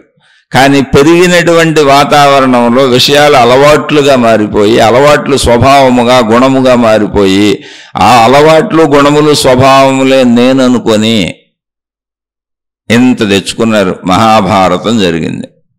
ఎంతమంది మహాత్ములు చెప్పినా వినలేదు. ఇది తప్పని ఎంతోమంది మహనీయులు మహాత్ములు చెప్పినా వినలేదు. పోనీ వినలేదు కదా, ఏమైనా సాధించారా చెడ్డవాళ్ళు అంటే? సర్వంగా సమూలంగా నాశనం అయిపోయారు. అసలు చెడు మిగలకుండా నాశనం అయిపోయింది. దానికి కారణం ఏంటి? మరి పాండవులు యుద్ధం చేయనన్నారుగా, మంచివాడు యుద్ధం చేయుడుగా, ఎవరితో యుద్ధం చేయుడుగా. ఇప్పుడైనా సరే అది తాత్విక కథ, అందులోంచి తాత్వికతను తీసుకోవాలి మన జీవితంలోకి. మరి పాండవులు మేము యుద్ధం చేయము, అవసరమైతే చచ్చిపోతాం అన్నారు. మంచివాడు అంతే, వినాశనానికి వెళ్ళను నేను, ఎదుటోడు చెడ్డోడైనా నేను వినాశనం కల్పించను, కొట్టను, తిట్టను, ఏమీ చేయను, మంచిగా చెప్పి చూస్తాను, వింటే వింటారు, లేదా నేనే భరిస్తాను, నేనే నష్టపోతాను, నేనే కష్టపడతాను, నేనే ఇబ్బంది పడతాను, నేనే బాధపడతాను, అవసరమైతే మరణం వరకైనా వెళ్ళిపోతాను, కానీ నేను ఎదుటివాడికి హాని చెయ్యను. ఇది అలా మంచిగా పెరిగిన వాళ్ళు అలా ఉంటారు. అందుకని పాండవులు హాని చేయలే, యుద్ధం చేయని చచ్చిపోతామన్నారు. ఎవరైనా మనమైనా మంచి కోసం చనిపోతాము, చెడు చెయ్యము అనేది ఆఖరి స్థితి. అయితే ఇప్పుడు మనతో సాగిపోద్దా? చెడ్డోడు చెడు చేస్తుంటే, మంచోడు మంచి చేస్తుంటే సృష్టి నడిచిపోతుంటే అయిపోతుందా? మరి సృష్టి శక్తి, విశ్వశక్తి, ప్రకృతి శక్తి ఇదంతా ఏంటి?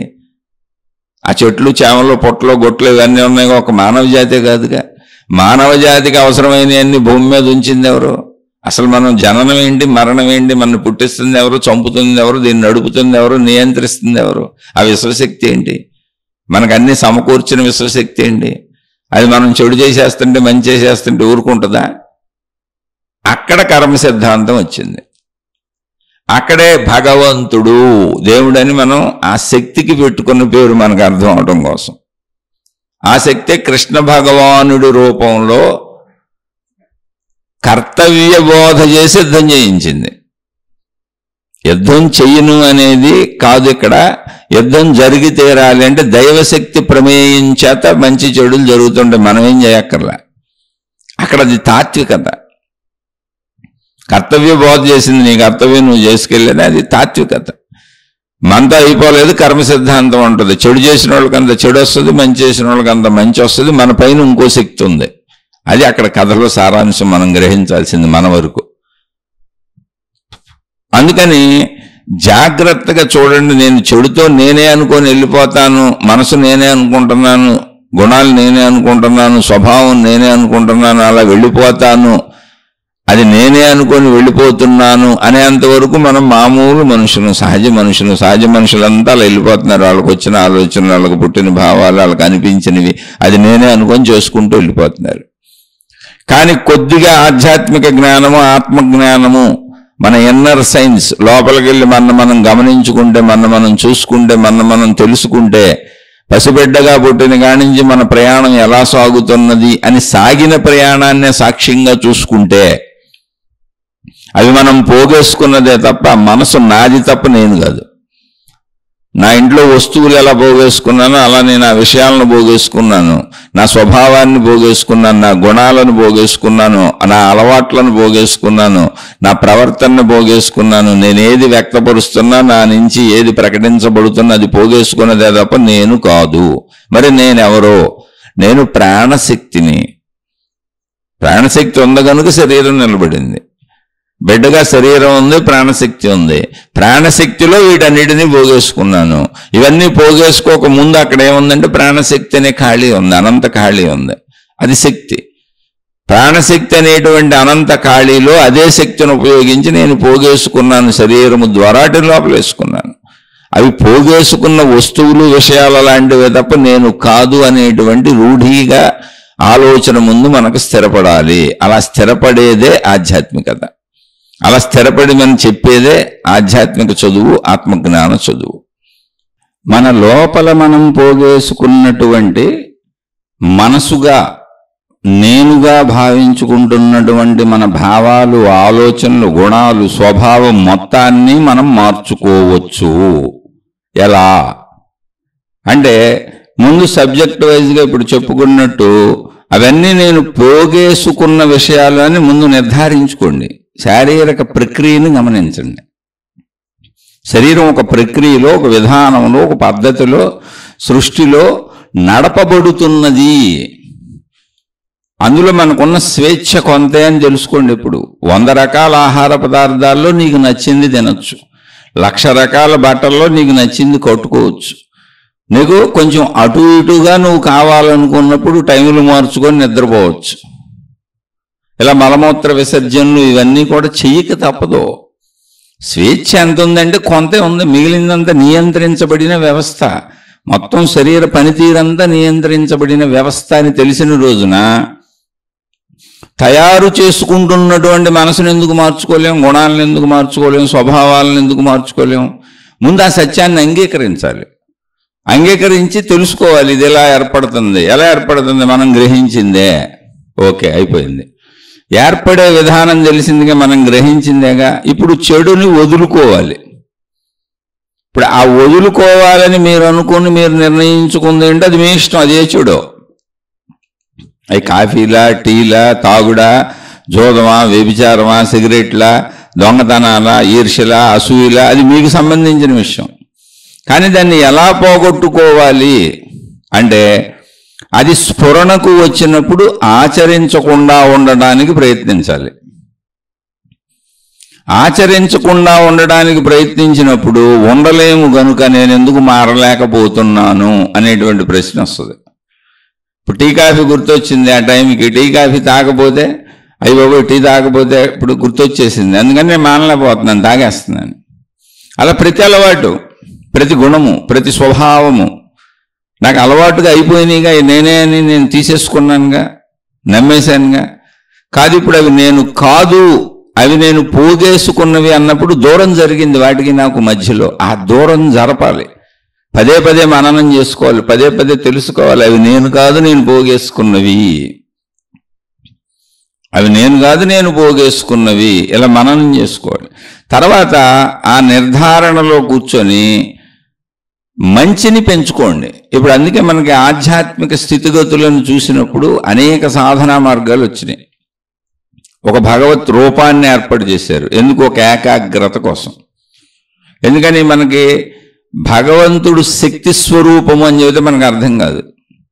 దేవుడు దేవత ఎక్కడైనా సరే అది అనంత ఆత్మశక్తి స్వరూపము, ఆకాశము వలె ఉంటుంది అంటే ఆకాశం మనకు ఖాళీగా ఉంది, ఆ శక్తి ఏమో మనకి గ్రహించబడేలా లేదు కనుక అక్కడ ఏమీ లేదు, శూన్యము అనుకుంటాం. ఎందుకంటే మనం గ్రహించేదంతా శరీర సంబంధిత పంచేంద్రియములతో కనుక జ్ఞానాన్ని వినియోగించటం లేదు కనుక, అంటే జ్ఞానాన్ని వినియోగించి జ్ఞాన దృష్టి కలిగేంత స్థితికి మనం ఎదగలేదు కనుక.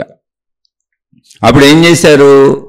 మనిషి ఇలా వెళ్ళిపోతూ ఉంటే అలవాట్ల మార్పు కోసం మహాత్ములు మనిషిని సరైన దిశలో సరైన దశలో నడిపించడానికి ఏర్పాటు చేసినటువంటి వ్యవస్థ దేవుడు. అంటే శక్తిని ఒక ఆకృతిగా ఒక సామాన్యుడు అర్థం చేసుకునేటువంటి సామాన్యుడు వలె ఉన్నటువంటి రూపధారణకి తెచ్చారు స్త్రీ పురుష రూపాలలో. అక్కడ ఏమున్నాయి? నిజంగా మనుషులు ఉన్నారా? లేరు. మనుషులైతే మనం నిజంగా ఉన్నాం, కానీ దేవుళ్ళు దేవతలు నిజంగా మనుషులుగా ఉన్నారంటే లేదు. మనమే నిర్మించుకున్న ప్రార్థనాలయం, ఆ ప్రార్థనాలయంలో మనమే పెట్టుకున్న దేవుడు లేక దేవత అనేటువంటి విధానం, మనమే ఏర్పాటు చేసుకున్న బొమ్మ, ఆ బొమ్మకు మనమే పెట్టుకున్నటువంటి ఆచార సాంప్రదాయ పద్ధతులు, విధానాలు, విశేషాలు, అర్చనలు, పూజాధికారులు ఏదైనా కావచ్చు, అనేక రకాల ప్రార్థన స్థితిగతులు.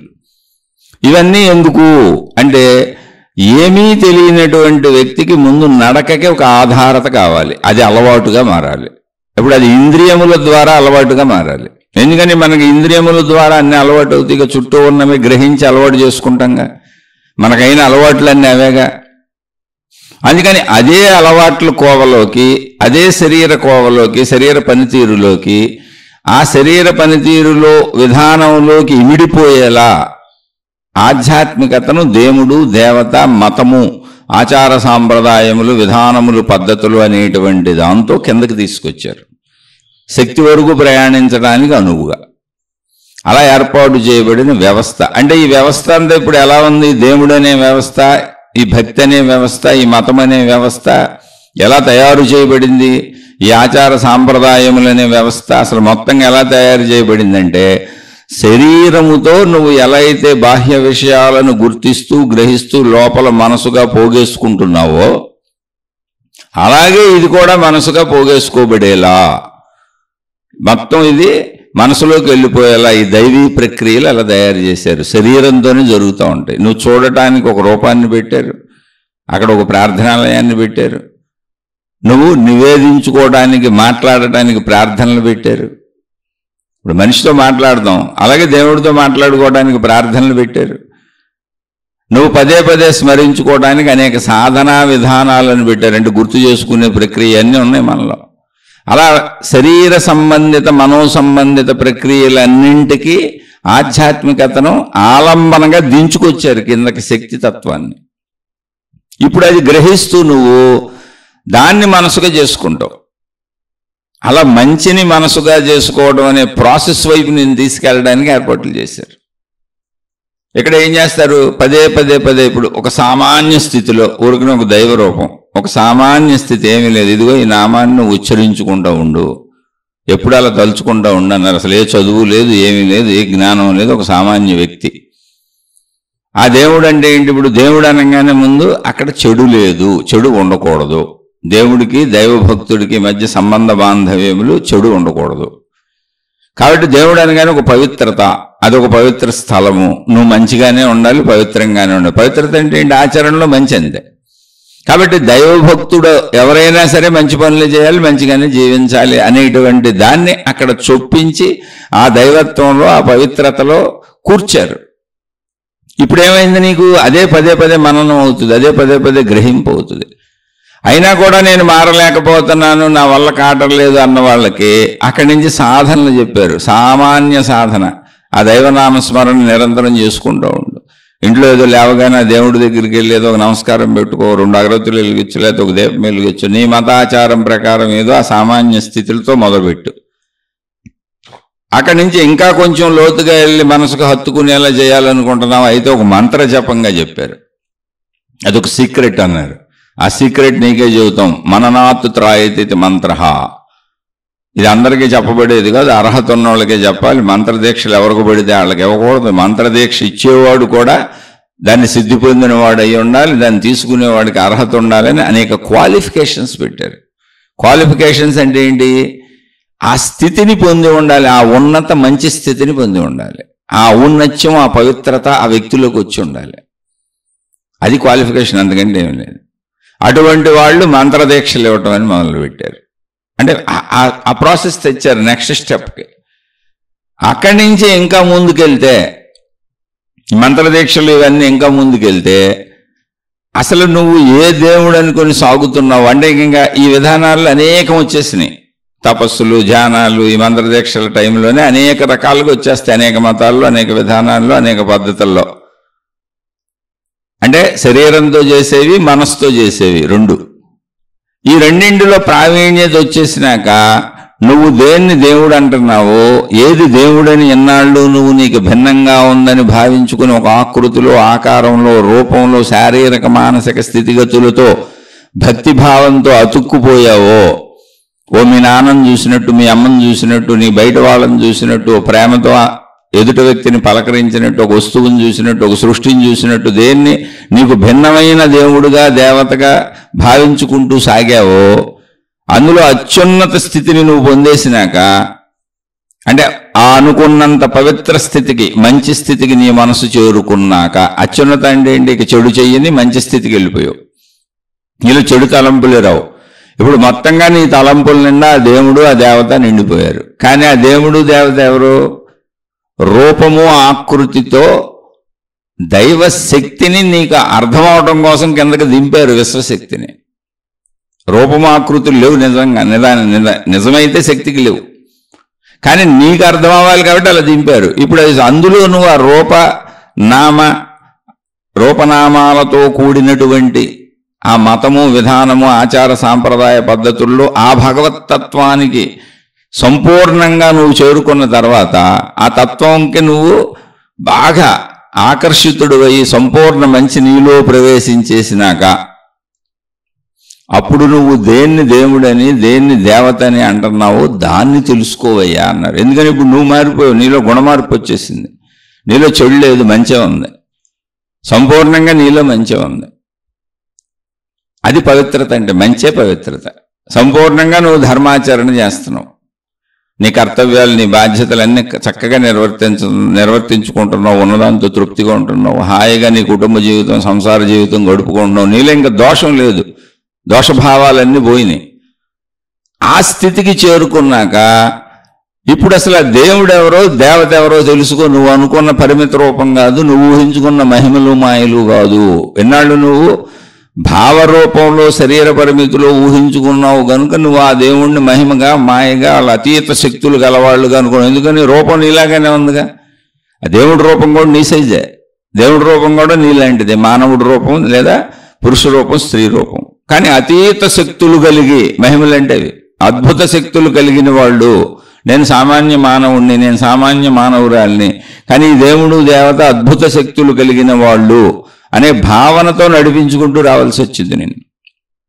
నువ్వు వాటిని నమ్ముకుంటూ వచ్చావు, తద్వారా నీలో గుణమార్పు చేసేసుకున్నావు. ఇప్పుడు నీలో ఎటువంటి దోషము లేదు.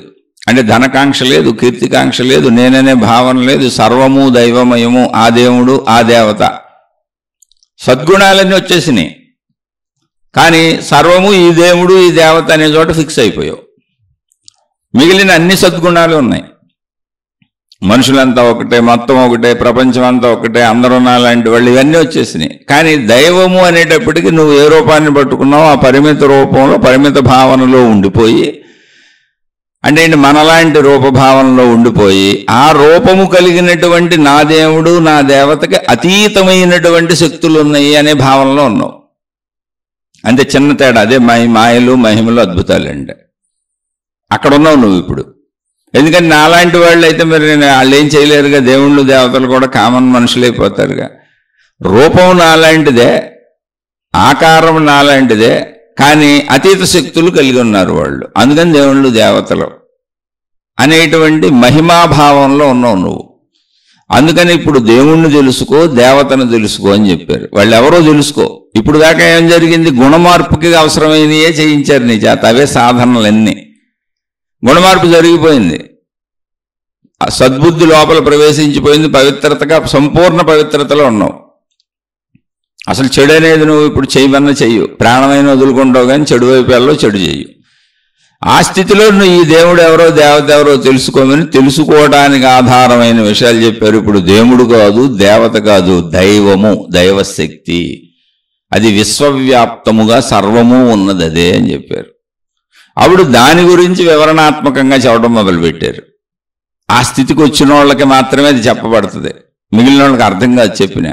అందుకే చాలామంది ఇప్పుడు నేను చెబుతున్న విషయాల్లో కూడా ఆత్మజ్ఞానం అయి చెబుతున్నప్పుడు భక్తి మార్గాలలో సాగేవాళ్ళు, దైవ మార్గాలలో సాగేవాళ్ళు, అనేక అద్భుతాలు, మహిమలు, మాయలు నమ్మేవాళ్ళు అక్కడక్కడ అరుదుగా అప్పుడప్పుడు నాకు నెగిటివ్ కామెంట్లు పెడుతూ ఉంటారు. ఎందుకని ఆ స్థితికి వెళ్లకుండా అది అర్థం కాదు. కాబట్టి వాళ్ళు కామెంట్లు పెట్టడం, నన్ను తిట్టడం పెద్ద తప్పేం కాదు, దాన్ని నేను తప్పుగా అసలు తీసుకోవట్లే, విషయం చెబుతాను. అక్కడికి వెళ్ళినాక ఆ దైవము యొక్క అనంతత్వాన్ని చెబుతారు, నువ్వు ఆరాధిస్తున్నటువంటి దైవము యొక్క అనంతత్వాన్ని. అప్పుడు అనంతత్వం ఎప్పుడైతే చెప్పడం మొదలుపెట్టారో ఆకార పరిమిత ఆకారం ఎగిరిపోవడం మొదలుపెట్టింది. అది కొద్ది కొద్దిగా అర్థమవుతా వెళ్తుంది. అలా అర్థమవుతూ వెళ్ళినాక అది ఒక అనంత దివ్య శక్తి, మొత్తం సృష్టికి కారణమైన శక్తే నా దైవశక్తి, నేను పూజిస్తున్న దైవము అనబడే శక్తి అని తెలుస్తుంది. అక్కడ దాకా వెళ్ళినాక, అది కూడా తెలిసినాక, ఆ జ్ఞానం కూడా నీకు అర్థమైపోయినాక ఆ దైవశక్తి ఏదో కాదయ్యా, తత్వమసి, అది నీవే అయి ఉన్నావు అని చెప్పారు. అప్పుడు దాకా మొత్తం నీకు విభేదంగా చూపించుకుంటూ వచ్చారు. అది నీవే అయి ఉన్నావు, ఎందుకని సృష్టి మొత్తం అదే ఉన్నప్పుడు నువ్వెక్కడ ఉన్నావు? సృష్టిలోనే ఉన్నావుగా. కాబట్టి అది నీవే అయి ఉన్నావు అన్నారు. మళ్ళీ కన్ఫ్యూజన్ వస్తుంది, అక్కడి నుంచి చదువు చెబుతారు. మళ్ళీ ఎప్పుడు చదువు చెబుతారు. అదేంటి, అది నేనే అలా అయి ఉన్నాను, నేను మామూలు మానవుణ్ణి కదా. దేవుడు అంటే అర్థమైంది, దైవము అంటే అర్థమైంది, దైవశక్తి అంటే అర్థమైంది, అనంతత్వం అంటే అర్థమైంది, ఈ దైవశక్తిమే మొత్తం విశ్వం అంటే అర్థమైంది. కానీ నేనది ఎలా, నేను మామూలు మానవుడినిగా ఈ శరీరంగా అన్నప్పుడు మళ్ళీ నీలోకి నిన్ను ప్రవేశింపజేసి నిన్ను నువ్వు చూసుకో, నిన్ను గమనించుకో, నిన్ను నువ్వు తెలుసుకో అని, నీలో ఏ ప్రాణశక్తి ఉన్నదో ఆ ప్రాణశక్తికి మరణము లేదు. మరణించేది శరీరము, శరీరము నువ్వు కాదు. ఈ శరీరాన్ని నిలిపి ఉంచినది నీలో ఉన్న ప్రాణశక్తి. ఆ నీలో ఉన్న ప్రాణశక్తే, సర్వులలో ఉన్న ప్రాణశక్తే నువ్వు పూజిస్తున్న దైవశక్తి. అదే సృష్టి శక్తి, విశ్వశక్తి. అది ఏకముగానే ఉన్నటువంటి ఏకశక్తి అని మళ్ళీ ఆ సాధనలు చేయిస్తారు, ఆ భావనల్లోకి తీసుకెళ్తారు. ఇవన్నీ భావాలు అలవాటు చేసుకోవటమే. ఇవి కేవలము ఇవన్నీ ఒక్కొక్క స్థితిని అలవాటు చేసుకుంటూ ఆ స్థితి నుంచి మరో స్థితిలోకి మార్పు చెందుతూ మళ్ళీ అలవాటు చేసుకోవటమే, అంతే. ఇంకా అంతకంటే ఏం లేదు. ఇది కూడా అలవాటే, అలవాటు అవ్వాలి. ఈ స్థితి నుంచి ఆ స్థితికి, ఆ స్థితి నుంచి ఆ స్థితికి పట్టుకెళ్తారు. అందుకని మనం ఏదైనా మాట్లాడుతున్నప్పుడు వేరే స్థితుల్లో ఉన్న వాళ్ళు నచ్చక కామెంట్లు చేస్తూ ఉంటారు, నచ్చి అర్థమైన వాళ్ళు ఆ స్థితి అర్థమైన వాళ్ళు, అంతే. అందరికీ అన్ని స్థితులు ఎట్లా అర్థమవుతాయి? ప్రపంచంలో ఎంతమంది ఏ స్థితుల్లో ఉన్నారో మనకేం తెలుసు? అలా అది నీవే అని చెబుతారు. తత్వమసి, తత్వమసి, అది నీవే అయి ఉన్నావు అని. అలా ప్రయాణం సాగించి సాగించి సాగించి ఆ సాధనలు చేసుకొని ఆ భావ సాధనలో దృఢపడి అది నేనే, ఆ దైవశక్తి, ఆత్మశక్తి, మొత్తం ఆ శక్తిని నేనే, అది నాలో ఉన్న ప్రాణశక్తే అని అర్థమైనప్పుడు ఆ వ్యక్తి అహం బ్రహ్మస్మి, అయమాత్మా బ్రహ్మ అని చెప్తాడు. అహం బ్రహ్మస్మి, ఆ బ్రహ్మమును నేనే, ఆ శక్తిని నేనే. అయమాత్మా బ్రహ్మ, ఆ ఆత్మశక్తిని, ఆ బ్రహ్మము అనబడే శక్తిని నేనే అని చెబుతాడు. ఆ ప్రాసెస్లో సాగుతున్నప్పుడు అతనికి ఏమర్థమైంది? అసలు ఇక్కడ సత్యం ఏంటి అంటే, సత్యం జ్ఞానం అనంతం బ్రహ్మ. నాకు మొట్టమొదట మనిషి స్థాయి నుంచి ముందు నాలో చెడు పోగొట్టుకోవాలని ఒక దేవుణ్ణి చూపించారు. అప్పుడు జ్ఞాన రూపంలోనే అదంతా గ్రహించాను, అది జ్ఞానబోధే. అక్కడ నిజంగా ఏ దేవుడు లేదు, రూపాన్ని పెట్టి చూపించారు. ఒక ఆకృతిని తయారు చేసి చూపించారు. ఒక ఫోటోనో ఒక శిలనో ఒక ఆకృతిని పెట్టారు అక్కడ. ఆకృతి ద్వారా జ్ఞానబోధతో దేవుణ్ణి గ్రహించాను, నాలో చెడు పోగొట్టుకున్నాను ఆ సాధనలన్నీ చేసుకొని. అక్కడి నుంచి ఇంకా ముందుకు నడుపుతూ ఆ దేవుడు అనంతుడు, ఆ దేవత అనంతుడు, అనంతురాలు, దానినే దైవము అన్నారు, దైవశక్తి అన్నారు. అక్కడ మళ్ళీ ఆ జ్ఞానంలోనికి ప్రవేశించాను. దాన్ని మళ్ళీ అక్కడ అభ్యాసం చేయించారు. దాన్ని అభ్యాసం చేసుకుని అలవాటుగా మలుచుకున్నాక మళ్ళీ అక్కడి నుంచి అది నీవే అయ్యున్నావు, నువ్వు ఆ శక్తికి భిన్నంగా లేవు, సృష్టిలో నువ్వు కూడా అదే అయ్యున్నావు అనేటువంటి జ్ఞానాన్ని నేర్పారు. ఇలా జ్ఞానంతో సాగుతూ సాగుతూ ఇప్పుడు సర్వజ్ఞానము నాకు అర్థమైపోయింది. ఎంత ఉంది జ్ఞానం అంటే సృష్టి అంత ఉంది, అదే సత్యము. ఈ జ్ఞానమే సత్యము. సత్యం వేరు జ్ఞానం వేరు కాదు. అలాగే సత్యం వేరు జ్ఞానం వేరు కాదు ఎలాగో, అలాగే ఈ బ్రహ్మము కూడా సత్యమే జ్ఞానమే. సత్యం జ్ఞానం అనంతం బ్రహ్మ. ఈ బ్రహ్మము అని దేన్ని అంటున్నాము, దైవశక్తి అని దేన్ని అంటున్నాము, నేను అదే అని దేన్ని అంటున్నానో అది అనంతం, అదే జ్ఞానం, అదే సత్యం, అదే బ్రహ్మం, అదే నేను. మొత్తం అన్నీ ఒకటే అనేటువంటి స్థితి వచ్చే వరకు జీవన ప్రయాణం సాగుతుంది. ఆ స్థితి వచ్చినప్పుడు ముముక్షువు, మోక్షము, ముక్తి అన్నారు. ఇది విధానం. ఈ విధానంలో ఇప్పుడు మనం ఎక్కడ ఉన్నాం? అలవాట్లు మార్చుకునే స్థితిలో ఉన్నామా అంటే శారీరక స్థితిలో ఉన్నాం. ఏ అలవాటైనా నేను ఎందుకు మానలేకపోతున్నాను అన్నప్పుడు నేను ఎక్కడ ఉన్నాను? శారీరక స్థితిలో ఉన్నాను. శరీరము నేను అనుకొని, మనసు నేను అనుకొని అక్కడ బందీగా ఉన్నాను. బందీ కంటే ఏం లేదు, అది సహజమే, నిజమే, ఊరికిన విషయానికి చెప్పుకుంటున్నాం. అప్పుడు నేను అలవాట్లు మానలేకపోతున్నాను అని చెబుతాను. అసలు మళ్ళీ మొదటికి వస్తే శరీరం అంతా అలవాట్లమయము, అవి నిర్ధారించబడిన విధముగానే పనిచేస్తూ ఉంటాయి. మరి నేను మానలేకపోతున్నాను, మారలేకపోతున్నాను అన్న అలవాట్లు ఏంటి అంటే అవి నేను నిర్ణయించుకున్నవి. ఇవి ఆరోగ్యానికి మంచిది కాదనో, ఇది కరెక్ట్ కాదనో, ఇది చెడునో భావించుకున్న విషయాలు. అయితే ఇంతకు ముందు నుంచి అనేక సార్లు చేస్తూ ఉండటం వలన అవి అలవాటు అయిపోయి ఉండటం వలన వాటి యొక్క తీవ్రత, బలీయత మనలో ఉద్వేగములుగా లోపల ఉండటం వలన అవి పదే పదే కావాలనిపించేటువంటి భావోత్పత్తి, సృష్టి ఏర్పాటు చేసిన విధముగా ఆలోచనలు, భావములు ఉత్పత్తి అవటం వలన మనకు అవి కావాలి అని అనిపిస్తూ ఉంటుంది ఒక పక్క, ఇవి వద్దు మానేద్దాము అనిపిస్తూ ఉంటుంది ఒక పక్క. అయితే నిదానముగా జరిగే ప్రాసెస్ అది. వద్దు అనుకున్న వెంటనే మానేయటం కుదరొచ్చు, కుదరకపోవచ్చు, విషయ తీవ్రతను బట్టి, వారి వారి స్వభావములను బట్టి. కాబట్టి మానేయాలి అనే విషయాన్ని పెంచుకుంటూ మననం చేసుకుంటూ ఎందుకు మానేయాలి, మానేయకపోతే వచ్చే కష్ట నష్టములేంటో తెలుసుకుంటూ ఆ జ్ఞానాన్ని లోపలికి పంపుతూ అలా చేస్తున్నా కూడా మానలేక వాటిని అనుభవిస్తూ ఉంటే అది కొద్ది రోజులు ఆ ప్రాసెస్ అలా సాగుతుంది. ఒక ఘర్షణ ఉంటుంది, మానాలి, మానలేకపోతున్నాను అని. మానాలి అనే సాధనని విడవకుండా కొనసాగిస్తూ ఎందుకు మానాలో మీకు మీరే చెప్పుకుంటూ, మానకపోతే వచ్చే నష్టములు మీకు మీరే చెప్పుకుంటూ ఉంటే ఆ తీవ్రత పెరిగినప్పుడు మానేయటము అనేది ఆటోమేటిక్గా జరుగుతుంది. అది ఒక రోజులో లైట్ స్విచ్ చేసి తీసేసినట్టు అద్భుతంగా జరిగేది కాదు. దాని బలీయతను బట్టి, మన యొక్క బలీయతను బట్టి, అంటే అలవాటు యొక్క బలీయతను బట్టి, మనం అనుకోవటం యొక్క బలీయతను బట్టి అది నిర్ధారించబడి ఉంటుంది. కాబట్టి అనుకుంటూ ఉంటే తప్పకుండా ఎవరు ఎంతటి విషయాన్నైనా మానేయగలుగుతారు. అందులో పెద్ద విశేషత ఏమీ లేదు. ఆ అనుకోవటము అనే దాన్నే ఆధ్యాత్మికతలో నామస్మరణలు, అఖండ నామ సంకీర్తనలు, భజనలు, పూజలు, అర్చనలు, ప్రార్థనలు, అనేక విధమైనటువంటి సాధనలు, ధ్యానములు, తపస్సులు, రకరకాలైనటువంటి సాధనా విధానాలుగా పెట్టారు. ఒక దైవశక్తిని నమ్మి ఆలంబనగా తీసుకొని ఆ దైవశక్తి కోసం నేను పవిత్రతగా ఉండాలి అని. ఇప్పుడు మీరు చూస్తే చాలామంది దీక్షలు తీసుకుంటూ ఉంటారు.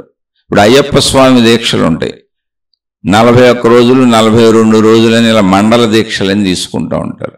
అలా అందరు దేవుళ్ళకి తీసుకుంటున్నారు ఇప్పుడు. అంటే ఏంటి? ఈ రోజులన్నీ నేను నియమంతో నిష్ఠతో పద్ధతితో తప్పు చేయకుండా ఉంటాను అని దానికి గుర్తుగా ఒక డ్రెస్ వేసుకుంటున్నారు, మెడలో మాలలు వేసుకుంటున్నారు. అంటే అక్కడ వాళ్ళు ఏ విధమైనటువంటి ఆచార సాంప్రదాయాలను చెప్పారో అవన్నీ పాటిస్తూ వాళ్ళు ఈ మండల దీక్ష లేదా ఈ దీక్షాకాలంలో నేను ఎటువంటి తప్పు చెయ్యకూడదనే భావాన్ని తనకు తాను చెప్పుకుంటూ వాటిని ఆచరిస్తూ తదనుగుణంగా నేను సామాన్య మానవులలో కలిసి లేను అని వేరే ఒక రకమైన డ్రెస్ వేసుకుంటారు. దానికి ఒక డ్రెస్ కోడ్ పెడతారు, వాళ్ళు పాటించవలసిన విధానాలు చెబుతారు. అలా 40 రోజులు ఒక అలవాటు శరీరానికి అయిపోతుంది. అలా అలవాటు అయినప్పుడు ఏమైంది, పాత చెడు గుణములు ఇప్పుడు నేను ప్రవర్తించకూడదుగా దీక్షలో. కాబట్టి నేను ఆ చెడు గుణములను ప్రవర్తించకుండా ఉండటానికి ఇటువంటి సాంప్రదాయాలు వచ్చినాయి. ఆ విషయం తెలుసుకొని మీరు ఆ సాంప్రదాయాన్ని పాటిస్తే, ఆ దీక్షను పాటిస్తే ఖచ్చితంగా మీలో గుణమార్పు జరిగిపోద్ది, మీరు మంచోళ్ళు అయిపోతారు. ఇవన్నీ మనిషిని మంచివాడిని చేయడానికి, మనిషిని సన్మార్గంలో నడపడానికి, మనిషిని దైవత్వం వైపు తీసుకెళ్ళటానికి, ఆ దైవశక్తి నువ్వే అని చెప్పడానికి ఏర్పాటు చేయబడినటువంటి వ్యవస్థలు. ఇలాంటివి అనేకమైనటువంటి అన్ని మతాలలో అనేక రకాలుగా అనేక విధానాలైనటువంటి సాధనా విధానాలు ఏర్పాటు చేసింది. అందుకే ఇవన్నీ ఏంటి, మీ మనసుకు మననం, మీ మనసుకు మంచిని అలవాటు చేయటం. అలా మీరు ఏదైనా మానాలనుకున్నప్పుడు మీకు స్వతంత్ర శక్తి లేకపోతే దైవశక్తిని సహాయంగా తీసుకోండి, ఒక గురు శక్తిని సహాయంగా తీసుకోండి, ఒక గ్రంథ శక్తిని సహాయంగా తీసుకోండి. మీకు స్వతంత్ర బలం ఉంటే, మీకు అది అర్థమవుతూ ఉంటే మీరే మీకు చెప్పుకోండి, నేను ఇది మానేయాలి మానేయాలి మానేయాలి అనేది మంత్రజపంగా చేసుకోండి. ఎప్పటి వరకు? మానే వరకు. ఏమండి వాళ్ళు అనుకున్నాను కానీ మానలేకపోయాను, ఇప్పుడు సిగరెట్ తాగడం మానేయాలని అనుకున్నాను కానీ మానలేకపోయాను, తాగుతున్నాను. తాగుతూ మానేయాలనుకో, తాగుతూ మానేయాలనుకో, తాగుతూ మానేయాలనుకో, అలా ఎన్నిసార్లైనా మానేయాలి మానేయాలి మానేయాలి మానేయాలి అనుకుంటానే ఉండు. ఒక రోజుకు మానేస్తావు, ఖచ్చితంగా మానేస్తావు. ఎందుకంటే దాని తీవ్రత తగ్గిపోతూ ఉంటుంది. అలా ఏ చెడు పనినైనా, ఎటువంటి చెడు పనినైనా నీకు సొంత విల్ పవర్ ఉంటే, నీ సొంత విల్ పవర్తో నీకు నువ్వు చెప్పుకుంటూ ఇది చెడు, ఇది చేయకూడదు, దీనివల్ల నీ నష్టములు ఉన్నాయి, కష్టములు ఉన్నాయి, ఇబ్బందులు ఉన్నాయి, వీటిని మానేయాలి వీటిని మానేయాలి అని కోపతాపాలు కావచ్చు, అరుపులు కేకలు కావచ్చు, ఇతరులను ఇబ్బంది పెట్టడం కావచ్చు, బాధ పెట్టడం కావచ్చు, ఈర్ష్యాసూయ ద్వేషములు కావచ్చు, ఏదైనా కావచ్చు, గుణములు కావచ్చు, వ్యసనములు కావచ్చు, అలవాట్లు కావచ్చు, ఏదైనా మీకు విల్ పవర్ ఉంటే, విల్ పవర్ అంటే ఏంటి, నా మీద నేను నిలబడి నాతో నేను మాట్లాడి నాకు నేను చెప్పుకోగలను అనుకునేటువంటి విల్ పవర్ ఉంటే ఖచ్చితంగా మారే వరకు చెప్పుకుంటూనే ఉండండి. మరి చెప్పుకుంటున్నాం కానీ మారలేకపోతున్నామండి, మళ్ళీ తాగేస్తున్నాం, టీ కాఫీలు వద్దనుకుంటున్నాం, మారాలనుకుంటున్నాం, మానేయాలనుకుంటున్నాం, కానీ తాగేస్తున్నామండి. తాగుతూ అనుకుంటూనే ఉండండి, ఎన్ని రోజులైనా. సిగరెట్లు తాగుతూ అనుకుంటూనే ఉండండి, తాగుతూ అనుకుంటూనే ఉండండి, అనుకుంటూ చెప్పుకుంటూ ఉండండి. ఖచ్చితంగా ఒక రోజుకు మానేస్తారు. ఎందుకంటే స్విచ్ తీసి స్విచ్ చేసినట్టుగా ఏది జరగదో.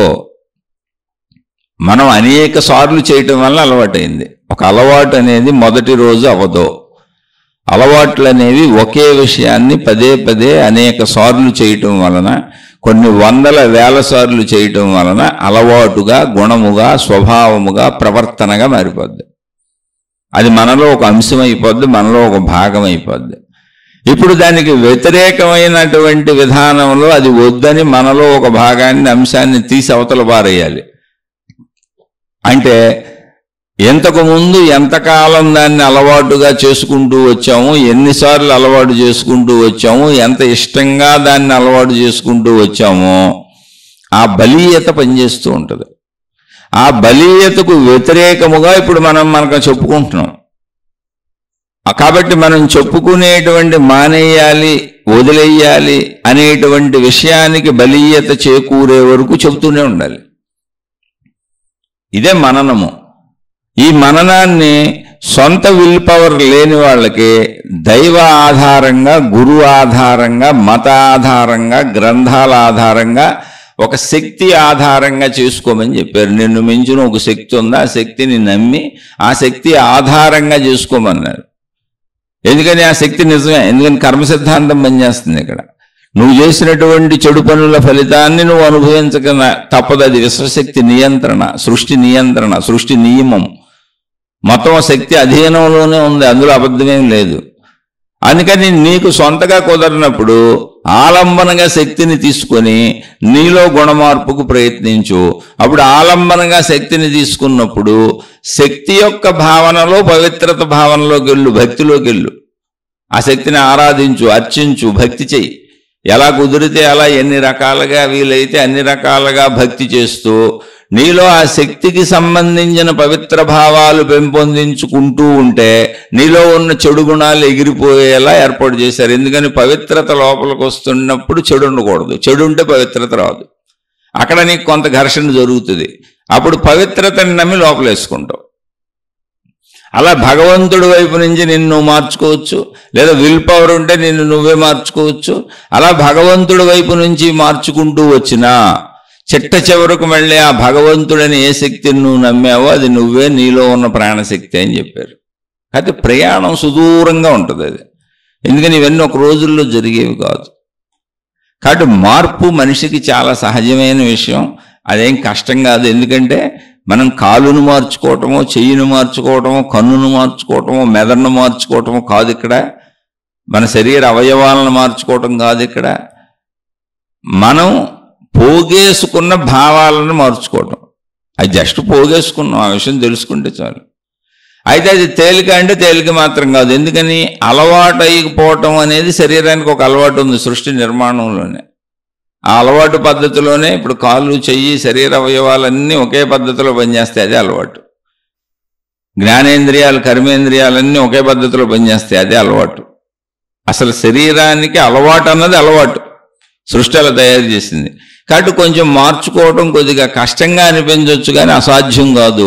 మార్పు మనిషి ఒక్కడికే కుదురుతుంది. ఆ మార్పే ఆధ్యాత్మికత. మంచి వైపు మార్పే ఆధ్యాత్మికత, జ్ఞానం వైపు మార్పే ఆధ్యాత్మికత, శక్తి వైపు కదలిక మార్పే ఆధ్యాత్మికత. శరీర భావం నుండి శక్తి భావానికి చేసే ప్రయాణమే ఆధ్యాత్మికత. అది ముందు మంచి అనే దాంతో మొదలవుతుంది. చెడును మొత్తం తొలగించుకొని సంపూర్ణ మంచిగా మారిపోవటమే ఆధ్యాత్మికతలో మొదటి భాగం. అది మొదలైతే చివరి భాగం దాకా వెళ్ళగలుగుతాం. కాబట్టి ఎందుకు మారలేకపోతున్నాను అనుకోబాకండి, చాలా సామాన్యమైన విషయం, ఊరికినే మానొచ్చు. అలానే కాఫీలు, టీలు ఎందుకు మానలేకపోతున్నాను అనేంత పెద్ద సమస్య ఏం లేదు. అంటే మీకు ఏ అనారోగ్య బాధలు లేకపోతే ఒకసారి రెండుసార్లు కాఫీ, టీలు తాగటం పెద్ద విశేషమైన విషయం అసలు కానే కాదు. ఒకసారి రెండుసార్లు తాగటం వలన వాటిలో ఉండే లాభాలు కూడా ఉన్నాయి. అవి వ్యసనాలుగా అయిపోయి లేదా అనారోగ్య బాధలుండి ఆ అనారోగ్య బాధలకు అసలు కాఫీలు, టీలు తాగొద్దు అని ఏ డాక్టరు చెబితే అప్పుడు మానాల్సిందే. లేకపోతే అది అసలు పెద్ద గొప్ప విషయమే కాదు, దాని గురించి ఆలోచించాల్సినంత విషయము కాదు. ఇతరులను బాధ పెట్టేవి లేదా మనను నాశనము చేసేవి దురలవాట్లు, వ్యసనములు అలాంటివి మాంచుకోండి.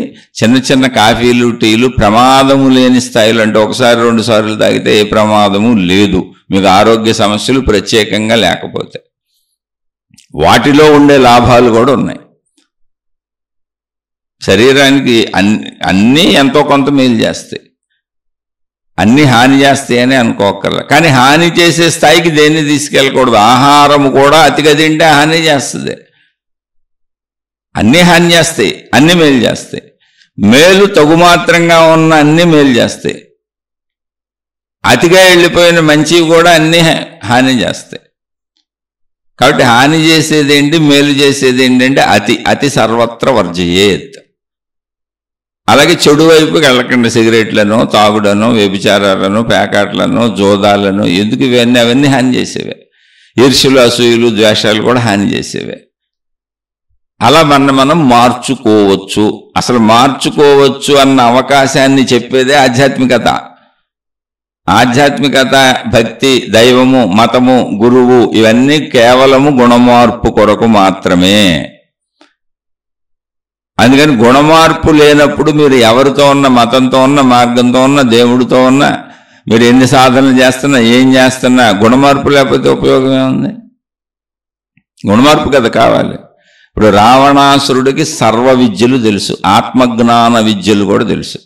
అనేక సార్లు భగవంతుణ్ణి తపస్సులు చేసి ఆయన సాక్షాత్కరింపజేసుకున్నాడని పురాణాలు చరిత్రలు చెబుతున్నాయి. అసలు ఆయన్ని మించిన ధీరుడు వీరుడు లేడు. ఎంత ప్రాక్టీస్ చేయకపోతే శారీరక బలం, మానసిక బలం. ఇప్పుడు చూడండి, జిమ్ములకి వెళ్ళి కండలు పెంచుతూ ఉంటారు. ఇవన్నీ అట్ట వస్తాయి రావణాసురుడికి. లేకపోతే మిగిలిన వాళ్ళు వచ్చి రావణాసురుడిని కొట్టరో. రావణాసురుడు ఎంత శక్తి సంపాదించుకున్నాడు కష్టపడి అంటే, అసలు ప్రపంచంలో ఎవడో వాడికి ఎదురెళ్ళే అంత ధైర్య సాహసాలు చేయలేనన్ని శక్తులు పొందాడు, భౌతికంగా కానీ స్పిరిచువల్గా కానీ దైవీపరంగా కూడా. అదే చెప్పేది, భగవంతుడితో ఉంటారు, గురువులతో ఉంటారు, మతాల్లో ఉంటారు, పెద్ద పెద్ద స్థానాలకు వెళ్తారు, ప్రజలంతా వీళ్ళని గౌరవిస్తూ ఉంటారు. వీళ్ళు ఏదో అపరూపమైన పొందేశారు అనుకుంటూ ఉంటారు. అటువంటి గౌరవాలను పొందినవాడే రావణాసురుడు. కానీ వాడికి స్త్రీ లోలత్వం. అనేక మంది స్త్రీలను చెరపెట్టాడు, ఇబ్బందులు పెట్టాడు. సీతాదేవి కంటే ముందు ఎంతోమందిని బాధ పెట్టాడు. ఆఖరికి వాడి కర్మకి సీతాదేవి వచ్చింది, రాముడు వచ్చి చంపేశాడు. మరి వాడికి తెలియదేం లేదు. బ్రహ్మ విద్య అంతా తెలుసు, ఆత్మజ్ఞానం అంతా తెలుసు, ఆధ్యాత్మిక విద్య అంతా తెలుసు, సర్వ విద్యలు తెలుసు. ఇప్పుడు మనం ఎన్ని చెప్పుకుంటున్నాం, అన్ని విద్యలు తెలుసు. మనం ఎంతమంది దేవుళ్ళను పూజిస్తున్నామో వాళ్ళు తెలుసు. వాళ్ళని పూజించాడు, శివపరమాత్మని, బ్రహ్మని, అందరినీ వాడు ప్రసన్నం చేసుకున్నాడు. వాళ్ళ దగ్గర వరాలు పొందాడు. అన్నీ ఉన్నాయి, సర్వగుణాలు ఉన్నాయి. కానీ వాటితో పాటు చెడు గుణాలు కూడా ఉన్నాయి. వాడికి కీర్తికాంక్ష ఉంది, ధనకాంక్ష ఉంది, స్త్రీకాంక్ష ఉంది. మంచితో పాటు చెడు కూడా ఉంది. కాదు, ఒట్టి మంచి మాత్రమే ఉండాలి. మంచితో కూడిన చెడు ఉందనుకోండి, దానివల్ల ఉపయోగం లేదు. ఇప్పుడు ఈ మంచిని కూడా చెడుకు ఉపయోగించుకుంటాడు, ఆ కీర్తి ప్రతిష్టలను కూడా. అలాగే చాలామంది పెద్ద పెద్ద స్థానాలకు వెళ్ళిపోయి అనేక సమూహాలను ఏర్పరుచుకొని గురువులు, మహాత్ములని పిలువబడే వాళ్ళు కూడా అనేక సిద్ధాంత రాద్ధాంతాలతో ప్రజల మధ్య విభేదాలు క్రియేట్ చేస్తూ ఉంటారు. చూడండి, ఘర్షణలు వస్తూ ఉంటాయి. ఆధ్యాత్మిక మార్గంలోనే ఉంటారు, మహాగురువులు అయి ఉంటారు. కానీ వాళ్ళు కూడా మళ్ళీ రెండు తెగల మధ్య, ఇద్దరు దేవుళ్ళ మధ్య ఘర్షణ వచ్చేలా మాట్లాడుతూ ఉంటారు. ఇప్పుడు మత ఘర్షణలు, దైవ ఘర్షణలు, భక్తి ఘర్షణలు చూడండి. ఇదేంటి అంటే, మంచి ఉంది కానీ చెడు పోలేదు, కీర్తికాంక్ష పోలేదు, ధనకాంక్ష పోలేదు, కోరికలు పోలేదు. రావణాసురుడు గదే, ధనకాంక్ష ఉంది, కీర్తికాంక్ష ఉంది, స్త్రీకాంక్ష ఉంది, అన్ని కాంక్షలు ఉన్నాయి వాడికి. వాటితో పాటు సర్వజ్ఞానము ఉంది, మంచికి సంబంధించిన సర్వ సంపూర్ణ జ్ఞానం కూడా ఉంది. ఉన్నా కానీ ఇవన్నీ ఉన్నాయి మళ్ళీ వాడికి. అందుకని చెడుని వదలాలి. మతమైనా, దేవుడైనా, గురువైనా, విధానం ఏదైనా గుణమార్పు ఉండాలి. చెడుని వదలాలి. గుణమార్పు లేని విద్య గుడ్డి విద్య, అంతే తప్ప గురువు లేని విద్య గుడ్డి విద్య కాదు. గురువు లేని విద్య గుడ్డి విద్య కాదు. గుణమార్పు లేని విద్య గుడ్డి విద్య. నీకు నువ్వే గురువయ్యి నిన్ను నువ్వు తీర్చిదిద్దుకో. నీకు విల్ పవర్ ఉంటే నీకు నువ్వే గురువు. నీకు విల్ పవర్ ఉంటే నువ్వే నీ దేవుడు, నువ్వే నీ భక్తుడు. నీకు విల్ పవర్ ఉంటే నువ్వే నీ గురువు, నువ్వే నీ శిష్యుడు. ఎందుకని జ్ఞానం అర్థమయ్యేది నీకు. గురువు ఎన్ని చెప్పినా అర్థం అవ్వాల్సింది ఎవరికే? గురువు 1,000 చెప్పాడు, అర్థం అవ్వాల్సింది ఎవరికే? దేవుడు ఇంకో 1,000 చెప్పాడు, అర్థం అవ్వాల్సింది ఎవరికి? నీకు, నాకు. అర్థం అవ్వటం అనే ప్రక్రియ నాలో ఉంది. కాబట్టి గుణమార్పు లేని విద్య గుడ్డి విద్య. అందుకని గుణమార్పు లేకుండా మేము భక్తిలో ఓలలాడిపోతున్నాం, దేవుళ్ళు ఓలలాడిపోతున్నాం, మేము మతాల్లో మార్గాల్లో హాయిగా ఓలలాడిపోతూ వెళ్ళిపోతున్నాం, తేలిపోతున్నాం అనుకుంటే మీరు ప్రమాదంలో పడ్డట్టే. అలా ప్రమాదంలో పడిన వాళ్ళే రావణాసురుడు, నరకాసురుడు, భస్మాసురుడు, హిరణ్యకశ్యపుడు, ఇటువంటి వాళ్ళంతా. వాళ్ళందరికీ సంపూర్ణ జ్ఞానాలు తెలుసు, తపస్సులు చేశారు వాళ్ళు. హిరణ్యకశ్యపుడు తపస్సు చేసి బ్రహ్మదేవుడిని ప్రత్యక్షం చేసుకుని బ్రహ్మదేవుడి దగ్గర మళ్ళీ వరాలు కోరాడు. ఏమని? మొత్తం ప్రపంచం మీద ఆధిపత్యం కావాలి, నన్ను ఎవడో చంపకూడదు అని. ఇంతకీ వాడు ఎందుకు తపస్సు చేశాడంటే, దేవుడా నిన్ను తెలుసుకోవడానికి కాదు, నేను ప్రపంచ ఆధిపత్యానికి. అలాగే మీరు భక్తి మార్గాల్లోకి వచ్చి మేము మహాత్ములు అయిపోవాలి, గురువులు అయిపోవాలి, ఓ డబ్బు సంపాదించుకోవాలి, కీర్తి సంపాదించుకోవాలి, మేము భౌతికంలో సంపాదించలేకపోయాం, దేవుడి పేరు మీద బోర్డు సంపాదించుకోవచ్చు, ప్రజల్ని నమ్మించవచ్చు, మోసం చేయొచ్చు, ప్రజలకి ఎన్ని అభూత కల్పనలు చెప్పొచ్చు, మహిమలు చెప్పొచ్చు, మాయలు చెప్పొచ్చు. అలా ప్రజల ద్వారా భక్తి మార్గంలో దేవుడి పేరు మీద నా కోరికలన్నీ తీర్చుకోవచ్చు అని వస్తే మీరు ఒక రావణాసురుడు అవుతారు, మీరు ఒక భస్మాసురుడు అవుతారు, మీరు ఒక నరకాసురుడు అవుతారు, మీరు ఒక హిరణ్యకశిపుడు అవుతారు. అయితే ఏమవుద్ది? తీరుతుందా? ఆ దేవుడే వచ్చి చంపేస్తాడు. ఏ దేవుడి పేరు మీద మనం ఇవన్నీ అసత్యాలతో పొందామో ఆ దేవుడే మనకి చావు ద్వారా ముక్తిని ప్రసాదించి నరకంలో పడేసి మళ్ళీ వచ్చి పుట్టి మళ్ళీ సాధన చేసుకొని మళ్ళీ ఆత్మజ్ఞానాన్ని పొంది ఈసారి సజ్జన సాంగత్యం చేసి చెడును పోగొట్టుకొని గుణమార్పు తెచ్చుకొని మోక్షానికి రా అని చెబుతాడు. అందుకే రాక్షసులందరినీ భగవంతుడు చంపి పారేశాడు. మోక్షం కాదు కదా, చంపేశాడు అంతే. అది మనం ఇప్పుడు గుణమార్పు లేని రాక్షస భక్తి, గుణమార్పు లేని భక్తి ఏంటి? రాక్షస భక్తి. ఆ రాక్షస భక్తి ఎలా ఉంటుంది? ఏమి ఉండదు. ఇప్పుడు రావణాసురుడికి ఏమున్నాయి? ధనకాంక్ష. ఎక్కడ కనబడితే అక్కడ పొద్దున్నే లేవటం, అటు బరిగెత్తటం, అటువైపు వాళ్ళందరినీ కొట్టడం, వాళ్ళ మీద యుద్ధాలు ప్రకటించడం, నాకు కప్పాలు కడతారా, మీ ఆస్తులు ఇచ్చేస్తారా, మీ రాజ్యాలు ఇచ్చేస్తారా, మీ సంపదలు ఇచ్చేస్తారా, లేకపోతే యుద్ధం చేస్తారా, మిమ్మల్ని చంపేయమంటారా అని వాళ్ళే మొత్తం దోచుకొని తెచ్చుకోవటం. ఆ దోచుకొని తెచ్చుకున్నది ఎంత ఉంది? వాడు అందరి దగ్గర దోచుకొని ఎంత తెచ్చుకున్నాడు అంటే, వాడు తన లంకా నగరాన్ని బంగారంతో నిర్మించాడు. రోడ్లు బంగారంతో వేశాడు. వజ్ర వైఢూర్యాలు ఊరికనే డిజైన్ స్టోన్స్ కింద పొదిగాడు గోడలకి. అదొక కీర్తికాంక్ష. నా లంక, నేను దీనికి ప్రభువుని, ఇంతటి గొప్పది ఎక్కడ ఉండకూడదు అంటే ఎవరో బంగారంతో కట్టలేరు కాబట్టి ఊరోళ్ళ బంగారం అంతా లాగేసి కొట్టేసి ఇక్కడ కట్టుకుంటాను. అలాగే ఊరోళ్ళ స్త్రీలందరినీ ఎవరు బాగుంటే వాళ్ళని ఎత్తేసి తెచ్చేసుకుంటాను. అలాగే నన్ను మించినోడు ఉండకూడదు అనేది కీర్తికాంక్ష. ఇవన్నీ చరిత్రలు ఎందుకు రాశారు? అలానే వాడికి సర్వజ్ఞానము తెలుసు. మళ్ళీ వాళ్ళు ఆత్మజ్ఞానం అంతా తెలుసు, దైవజ్ఞానం అంతా తెలుసు. దేవుణ్ణి ప్రత్యక్షం చేసుకున్నాడు, భక్తి మార్గంలోనే ఉన్నాడు. ఆ భక్తి మార్గపు బలంతోనే బలుపుతోనే రాక్షసుడయ్యాడు. అలా మీరు మతమో మార్గమో దేవుడో విధానమో గురువో పద్ధతో దాంతో మీరు గుణమార్పు చేసుకోకుండా రాక్షసులు అవుతున్నారా? అయితే ఆ దేవుడి చేతిలో మీరు ఏ దేవుడి ద్వారా ఇవన్నీ పొంది కీర్తి ప్రతిష్టలు పొంది డబ్బు పొంది గుర్తింపు పొంది అన్నీ అయినాయో ఆ దేవుడి చేతిలోనే రావణ సంహారం లాగా మీ సంహారం జరుగుద్ది.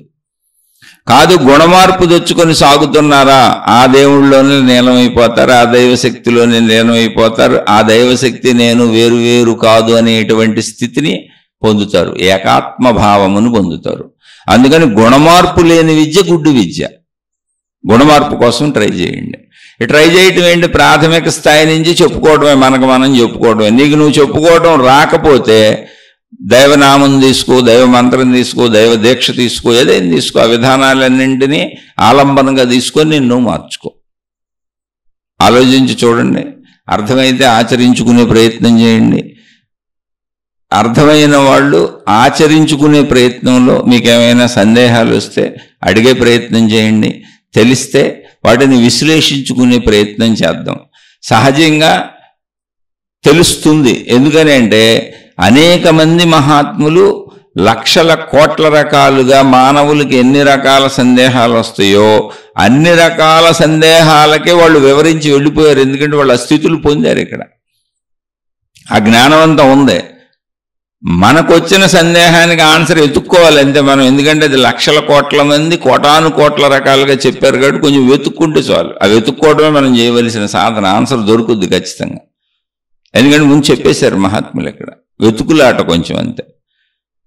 కాబట్టి అర్థమయ్యి ముందుకు సాగుతున్న వాళ్ళు, మీకు ఏ చిన్న సందేహం అనిపించినా అర్థమయ్యి సాగుతున్న వాళ్ళు మాత్రమే తప్పకుండా ప్రశ్న అడగండి. అర్థం అవ్వలేదు, అసలు సరిగ్గా చెప్పలేదు, వాడికి తోచింది ఏదో వాడు చెబుతున్నాడు, వాడికి ఇష్టం వచ్చినవి వాడు చెబుతున్నాడు, వాడి బొంద వాడికేం తెలుసు, మాకు తెలుసు, మా విధానం ఇది, మా గురువు ఇది, మా మతం ఇది, మా పద్ధతి ఇది అన్నవాళ్ళు హాయిగా ఆనందంగా మీ మార్గాలలో సాగిపోండి. నేనే చెబుతున్నాను, నా బొంద నాకేం తెలుసు, నేను సామాన్యుడను. నేను ఎంతోమంది మహనీయులు అందించినటువంటి విషయాలను పుస్తకాలను చదువుకొని, కేవలం పుస్తకాలను చదువుకొని వాళ్ళు చెప్పిన ఉపన్యాసాలను విని అందులో నా మందబుద్ధితో నేను ఎంత గ్రహించానో ఆ గ్రహించిన విషయాలను, అది కరెక్ట్గా గ్రహించానో తప్పుగా గ్రహించానో మీకు వినేవాళ్ళకి అర్థమవుతుంది. అందులో కొంతమందికి కరెక్ట్ అనిపిస్తుంది, కొంతమందికి తప్పు అనిపిస్తుంది. నేనే చెబుతున్నాను, నేను మందబుద్ధిని, సామాన్యుడను. కాబట్టి అందరికీ కరెక్ట్ అనిపించేలా చెప్పగలిగినటువంటి సమర్థత నాకు అసలు లేదు. నేను సామాన్యుడు, నన్ను వదిలిపెట్టేయండి. మీ మార్గాలలో, మీ మతాలతో, మీ గురువులతో, మీ దేవుళ్లతో, మీ సాధనలతో హాయిగా ముందుకు సాగిపోండి. ఎవరు ఎవరికి అడ్డం కాదు. ఇక్కడ సృష్టి అందరికీ సంపూర్ణ స్వేచ్ఛనిచ్చేసింది. అసలు అడ్డం వెళ్ళకూడదు కూడా ఆధ్యాత్మికతలో. అది మహాఘోరం, నేరం, పాపం. అర్థమవుతున్న వాళ్ళు చక్కగా అర్థమైతే మీ జీవితంలో ఆచరించుకోండి. ఇంకా ఏమైనా సందేహాలు వస్తే ఆ అర్థమవుతూ సాగుతున్న మార్గంలో, ఈ మార్గంలో నేను చెబుతున్నది మీకు అర్థమవుతూ సందేహాలు వస్తే తప్పకుండా సందేహాలు అడిగే ప్రయత్నం చేయండి. ఆ ప్రయత్నంలో ఎవరైనా మహాత్ములు వీటికి ఆన్సర్లు ఎక్కడన్నా చెప్పారా అని వెతుక్కొని వాటిని విశ్లేషించుకునే ప్రయత్నం చేసుకుందాం. అందుకే ఈ ఆధ్యాత్మిక ప్రచురణలు, ఈ శీర్షికలు. ఇది ఆధ్యాత్మిక చదువు, ఆత్మజ్ఞాన చదువు. ఈ విషయం మర్చిపోబాకండి. ఇది మన స్వీయ అంతరంగ చదువు. ఇది కేవలం చదువు మాత్రమే. శుభమస్తు. మీకు, మీ కుటుంబ సభ్యులకు మేలు చేకూరుగాక. మరలా మరొక కొత్త శీర్షికతో కలుసుకుందాం.